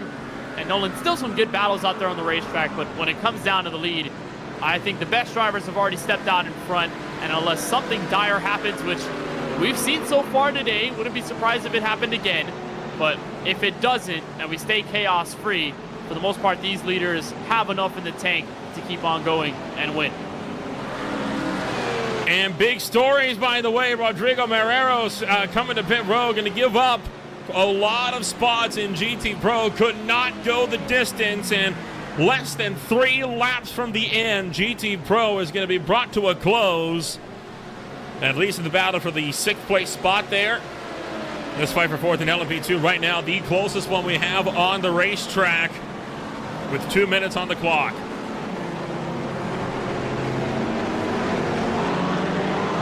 This is that Corey Cercone car that was at one point in the top 3 in LMP2. Things have shifted so dramatically that they ended up in 5th.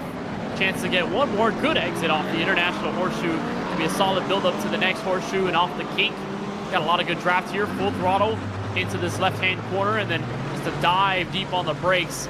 And that's where the V1M machine is going to try to help Oliver Peterson flinch, maybe send him up the racetrack. There it is, crossover inside. Close look. And they're going to fight their way into turn number 7 and back out onto the oval. A good, solid drive. But Corey Cursone has got the run.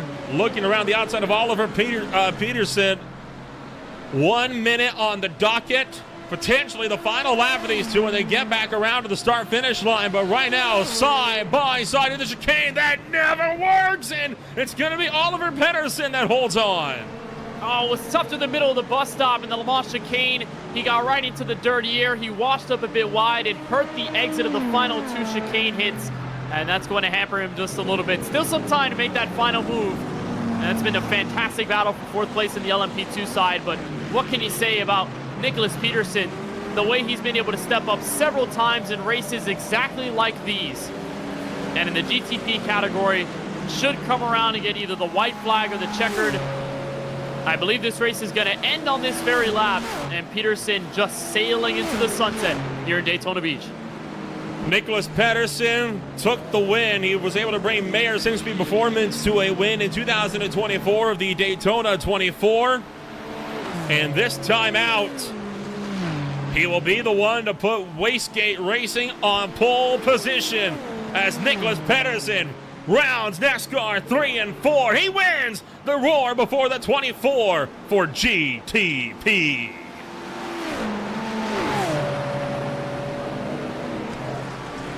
Right behind them, Teixeira in a drag race with Ian Lawrence Brown, but Teixeira going to hold on for a stellar win in GT Pro. Here comes Ryan Serlich. uncontested for the win in LMP2, and Going Racing looking like he could have an easy one here in GTM, and there's that fight for fourth. No, it's not going to be that easy for Going Racing because Christian Malcharek is right there, and he's got help. Well, that's a pro car, it could be a drag race to the line. That's a pro car, though. There's 3 pro cars between Going and Stevie Amantides for Bloccomotore.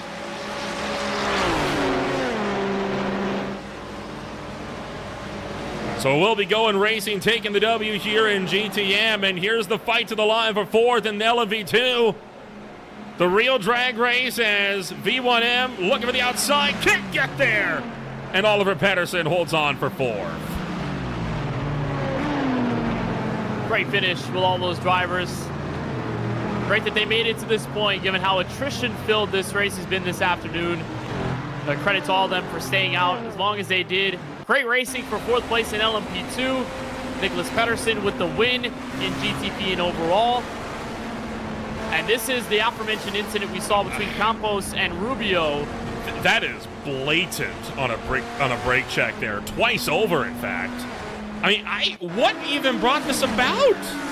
I don't understand. I don't know. It didn't look like there was any prior history between these 2 cars before this incident. It just was really awkward. And the way that Rubio had slowed down, Campos had made his way through, and Juca Taino, you got to feel for him. Had such a good race in his McLaren today. There's Silva, that silver McLaren sliding through the grass. That's that car that we saw that basically created the origin of the incident. From our investigation side of things, just looking at how it all unfolded. Oh, man! Hard hit to the inside pit wall. And that's a devastating crash. Well, that's concrete down there, too, right? No safer barriers in pit road, because that's one of those things where you don't anticipate that to happen to you. And again, it just made me question how there was no full course yellow. I mean, the decision probably was to just let them race into the end. But, I mean, this was a sizable accident. Several cars in the middle of the racing line. And it was just, I mean, that's the exclamation point on what's been a chaos-filled afternoon. And it's just tough for all those drivers. Campos, I mean, had a solid race. Rubio had a solid race. Jugo Taino was a solid race. All that for naught. Heavily damaged cars at this checkered flag. Several contenders encountering problems of their own, but what a fight that we had to the end of this one. Let's take a rundown of your official post-race results here at the end of the night. It was a wild race that we saw here this afternoon, but a hard-earned race win at that. Taking home the #1 spot, it's going to be Nicholas Pedersen for Wastegate Racing. He is alongside Felipe Sonner, and then it is Adex Martinez Sanchez back in third. Mark Skirschel in fourth, Gabriel Peckley in fifth, Alan Paris for Pack Simsport. The dominant car in GTP having a rough ending to their night. They will finish sixth, and that is where they will start in the Daytona 24. Seth Neufeld back in seventh, Daniel Campos in eighth, Samuel Aragon in ninth, Tyler Rubio in 10th, and then it is Ollie Schwartz and Thomas Martin to close out the field in GTP. In LMP2, it starts with Ryan Surlick, who's going to have the pole in LMP2 next Saturday. Johannes Witt with a great finish for Rescue Skill by WMS, the 512. That was actually penalized before this race began. They end up second place in their category. Paulo Calvo for Flight Level Racing, 757, flies its way to third, with the Oliver Pedersen car for Fury Simsport ending up in fourth place. Corey Cerconi for V1M, a strong LMP2 performance for that team today, but they end up in the top 5. Luis Suarez in the Monarch Racing Team entry. Man, they flipped the strategy several times this race. They made things very interesting. They end up with 6th place. Michael Williams for Track Limit Sim Racing Thunderbolt is in 7th. Ruben Pino in 8th. Adam Joseph Malahan in 9th. Afonso Reyes, who was the leader, the pole sitter of this roar before the 24 in LMP2, after a spin in turn 1, could not recover for the RTR RIC Team Racing Group. Back then in GT Pro, it's going to be Joao Pedro Teixeira just barely holding on by 0.4 of a second for the GT Pro win. Ian Lawrence Brown brings home a solid second place. Jack Hedgecock's in third. Carson Allen in fourth. Marco Pereira back in fifth. Christian Malchera brings it home in sixth for Matco Fisher Motorsports. Doubleton Racing back in seventh with iRacing. Today Motorsports, the VSCA's. Chad Dalton brings it home in eighth. Another RTR car back in ninth. Virtual Power Sim Racing rounding out the top 10. And then out through the field, it's Juan Figueroa Correa Aaron Beaver, Marco Silva, Eero Uriksoy, and Juno Magalhaes with Jukka Tainio, a car that was fighting up at the front in that last stint, finishing back of the pack, 3 laps down. And that 112 ended up in that huge crash that we saw the replay right after the finish. Then the finishing order for GTM, Nicholas going for Go Win Racing. The 19 car ends up with the pole-sitting spot at the 24 Hours of Daytona next week. Stevie Amanatidis gave it a shot in the 283 for Blocco Motore, and that was a great battle for the lead at the end of that race, but just kind of stifled out at the end. Daniel Gralti had a spin near the end of the race, but recovers for third for SRN Motorsports Orange. Jason Brothers, the 94 for SWF Motorsports, is fourth, with Samuel Hoff, the Superstar Racing Team number 17, ends up in the top 5. Matthew Alia for the Off and the S's Racing Team, their P6. John Goodwin in the SRN TFR Alliance car in 7th. Jason Ketty for Flight Level Racing, 747 is in 8th. Jesse Molina in 9th for BMW M-Team TSR GTM. And the Wolf Motorsports Sim Racing Group will see Janoff Gebhardt in the 515 there in 10th. Jim McGill in 11th, Jordan Strant for Intercom Fisher Motorsport in 12th, Tony Allison, Vanis Constantin, and Neil A. Forbes for Wastegate Racing, going to be the final of the 15 cars that made it through GTM today. Quite the ride that we had here this afternoon. Let's give a chit-chat in here with some of your class winners here at the end of the night, and we'll look to kick things off first and foremost with the drivers that finished this race number 1 in the GTP category. It is Nicholas Pedersen, who is going to walk away with a stellar race win here this afternoon. The driver that won the Daytona 24 in 2024 is going to be coming home number 1 in the Roar. Nicholas, a new team for you, but that car still showing a lot of success for you in your career. Yeah, definitely. It was a very good way to start the year, definitely. Kind of talk us through this race here today, because boy, this race it was a hard-fought battle that you guys had here all throughout the day, and could not have been easy to wrestle that car to a win. No, definitely there was quite a few incidents, quite some time under caution, which kind of let's say neutralized the race a little bit, and yeah, then the last hour. It's just about setting everything up for that final pit stop that we could, hopefully keep the track position and bring it home. Kind of talk us through then what's going to be the game plan for the Daytona 24. Obviously, this race was very attrition-filled. How are you going to be able to survive for 24 hours and potentially win the most prestigious race of the year? Just do what we've done in the past. So not worry too much about the first, let's say, 15, 16 hours or so, and just try and bring ourselves in a position where we can hopefully be in position to bring the fight for the win at the end of the race. Well, we'll wish you the best of luck when we return to racing action next time out. Congratulations on taking home a solid drive here this afternoon, Nicholas, and we'll see you next week for 24 hours. Thank you very much. Nicholas Pedersen comes home number 1 here at the end of the day for Wastegate Racing. And Kenneth, you're going to be standing by with the winners here, coming home with a solid drive in LMP2, the Twin SR Twin Turn SR-V by Rebecca Bornheim, as you've caught up with some of our LMP2 winners here.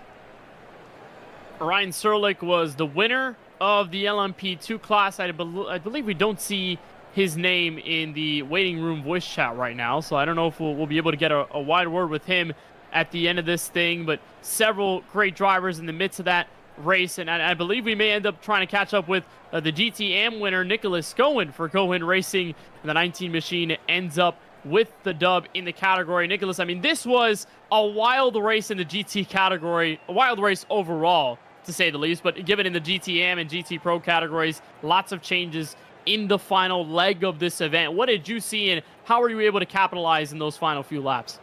Yeah, it was definitely a little chaotic. Connor Boding, our second driver, he was able to keep it is in one piece pretty much the whole first half of the race. And leading up to the that final leg, we realized it was going to be close on fuel. So just from the very get-go, we decided just to save and not push and just see if we can get close to the end. whereas like other cars around us, it looked like they had to dip off last second or they dipped off earlier. But yeah, it was close. So just happy to finish where we are, and Connor did a great job. It seemed very clear from the start that this race really just became all about survival for you guys and for Connor. I mean, you guys had put in the show and getting around all these full course yellows. How did you manage to stay in rhythm and stay focused even through all of the stoppages in today's event? Well, I had Nick in my ear keeping me calm, but I did throw us a bit of a curveball when I missed my pit box during one of the full course, and as a result, we couldn't pit again because the pits were closed. But I think it was from that point onwards we started to think that we had to do something a bit different to get a result. Well, you guys end up with the GTM win, 24 hours next week, much longer than the one we have this weekend. Nicholas, Connor, what do you guys think is going to be the biggest mindset when the 24 hours kick off next week from now? Much like what we did today. I mean, that's the thing with these races is I mean, especially with the caveat being the full course yellows and throwing a roll of the dice into the mix, if you will. It's just staying out of trouble and not picking up incident points and staying away from other cars and not taking, like, mitigating risk is the short way of saying that. Yeah, I agree on that one. Yeah, if it was that chaotic for a 2-hour, 40-minute race today, then keeping out of trouble next weekend is the main objective, with it being so much longer. So yeah, I agree. Well, it's going to be a long one next week, but it's going to be very exciting. I think all of us excited to kick off this 2026 VSCA Sports Car Championship here in great fashion. Nicholas, Connor, congratulations on the GTM win in the Roar Before the 24, pole sitting spot for the main race next week. Best of luck, guys. Thank you so much. Thank you very much. Nicholas Goin, Connor Botting.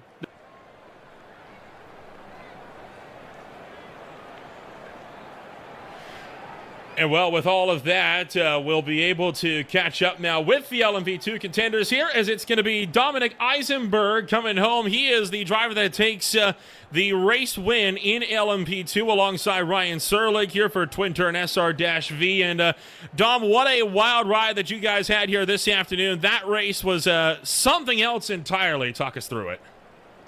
Yeah, it was really crazy. I don't really know what happened around until I got out of the car, so I just need to catch up after the race. But it was still quite boring to be behind the pace car for so long. But yeah, just try to be efficient on fuel and not taking any risk. And that got pretty far to the end, and then just Ryan got in, got spun, and delivered. Closed the gap again and overtook for the win. It was great stuff. It may not be a point-scoring race, but this does put you guys in a very critical position on being able to be at the head of the field for the LMP2 category come the Daytona 24. Is that going to be a big help to you guys in your strategy next week, or what's going to be the game plan now that you're starting up front? I think it's just helpful to not be in the mix and have the chance to drive away instead of trouble getting caught in some other incidents. Like I had today, I needed to avoid a few spins at the race start and the first restart, I think. And yeah, just not being in the mix and staying out of trouble will be good to establish a good position. Season-long goals, is the LMP2 championship in line of sight for Twin Turn SR-V this season? Yes, last season we just try to keep it clean and defend our title, maybe getting all 3 titles this season in. That will be the overall goal, but yeah, just having fun and staying clean is what we try to do this season again. Well, we'll wish you the best of luck then when we go racing next time out. Congratulations on taking home #1 in LMP2, and we'll see you when we go racing next week for 24 hours. Yes, thank you very much. And that was Dominic Eisenberg, one of the drivers that comes home number 1 for LMP2. And then it is Joao Pedro Teixeira coming home number 1 in GT Pro. He is standing by with Kenneth. Here with Joao Pedro Teixeira. Portuguese team ends up with the win here in GT Pro. I'd imagine, I mean, since you guys won the 2024 championship in GT Pro here for the 24 Hours of Daytona, this was a team that was going to be dead set on being back at the front of things. For you guys, how did it all shape out, especially in that final leg where things were really shaping up in that GT Pro category? Yeah, I mean, we have a history already here, so we know what to do and when to do. The start was not that great. The qualifying was not as expected, but we had our strategy and it worked out. Unfortunately, we also had some repairs to do. But eventually we defined multiple times and redefined the strategy multiple times across the race. And at the end, it worked out. So yeah, I mean, I think it worked out pretty well. In the end, the guys were behind. We were saving fuel like crazy because we knew that we didn't had to stop. And we were not expecting Bloco to be that close also to us with a lot of fuel. Yeah, on the final laps, we pushed to try and see if we can keep the gap. And yeah, at the end, it worked out everything well. The great thing about endurance racing is that you constantly have to adapt to different strategies and different track temperatures, different track conditions. For you guys, it was very much no different in this race. How important is this roar for the 24, and how important is this race now in hindsight that you guys have the pole position and you guys can take notes and learn for that 24-hour race next week? Yeah, of course, strategy-wise, it's always constantly changing, and you need to come to the race with multiple strategies possible, and that's what we did. We studied before the strategy, and this was only 2 hours and 40 minutes, so for the 24 hours, we will have even more things to look out. But at the end, starting from pole position, it's not always good, because you get the draft behind, so you can start savings pretty much since the beginning of the race. But we'll see. We need to think about what possible outcomes can we have from this pole position. And yeah, let's see if we can bring also the P1 for the 24 hours. Building up the game plan, though, I love it. Joel, congratulations on you and your team winning the GT Pro category here in the Roar before the 24. Congratulations on now being the pole sitter for the Makoni Setup Shop 24 Hours of Daytona. We'll see you and the team next time out. Yeah, thank you so much. Thank you for the sponsors, and thank you for VSCA to have this championship as well. Thank you. Joao Pedro Teixeira for the Epic Vents Pulsar Esports team ends up with the GT Pro win. Nolan, class of winners, lots of guys with different opinions on what the pole sitting perspective is going to look like next week, but I'm sure them and everyone else learned a ton after today's event. It's going to be quite the race when we go racing once again next week. But before we get to all of that, there's still more action yet to come. But I tell you what, this race was something, right? I mean, yes, a lot of it was run under the full course yellow, but what racing we had really speaks volumes of the type of racing we can have. And I feel like we're going to be in for a stellar race when we go at it again in a week's time. Could not agree with you more. Just because this race was littered with several full course yellows and several incidents that took drivers out of this race should not be reflective of what this field is capable of, what these drivers are capable of as well. These races happen in any given group. Even the best of the best happen with races like these. So to roll before the 24 is just another learning opportunity for all these teams and all these drivers. And, you know, like the Pulsar Esports team and Teixeira just said, they plan multiple strategies for this race alone in 2 hours and 40 minutes. You can only imagine what the game plan is going to look like. Much more expansive for the 24 Hours of Daytona. Overall, fun afternoon. Great chance for these drivers to get some seat time together. And that 24-hour race is just rapidly approaching. That week is going to go by very fast. Well, before we get to that, all of the races that are yet to come, it kicks off tonight at the Talladega Super Speedway, where we'll be racing once again with the SRA Super Speedway Blitz alongside the High Tide Racing League. They will be out at the Kansas Speedway this coming Monday. PSR Winter Series is back for more for the Winter Series, and then, of course, the Zero Torque Racing League kicks off the round of 16 in the playoffs at the Iowa Speedway. Then next week, It is 24 hours straight of racing at the Daytona International Speedway for the Baconi set of shops, Daytona 24. Once again, if you want to find out more about who we are and what we can offer you, check us out today at www.greenflag.tv. Boy, this race had everything in it tonight. It had the thrills, the spills, and everything in between. My name is Little Ramble alongside Kenneth Bueno. We'll see you all next week where we go race for 24 hours at Daytona.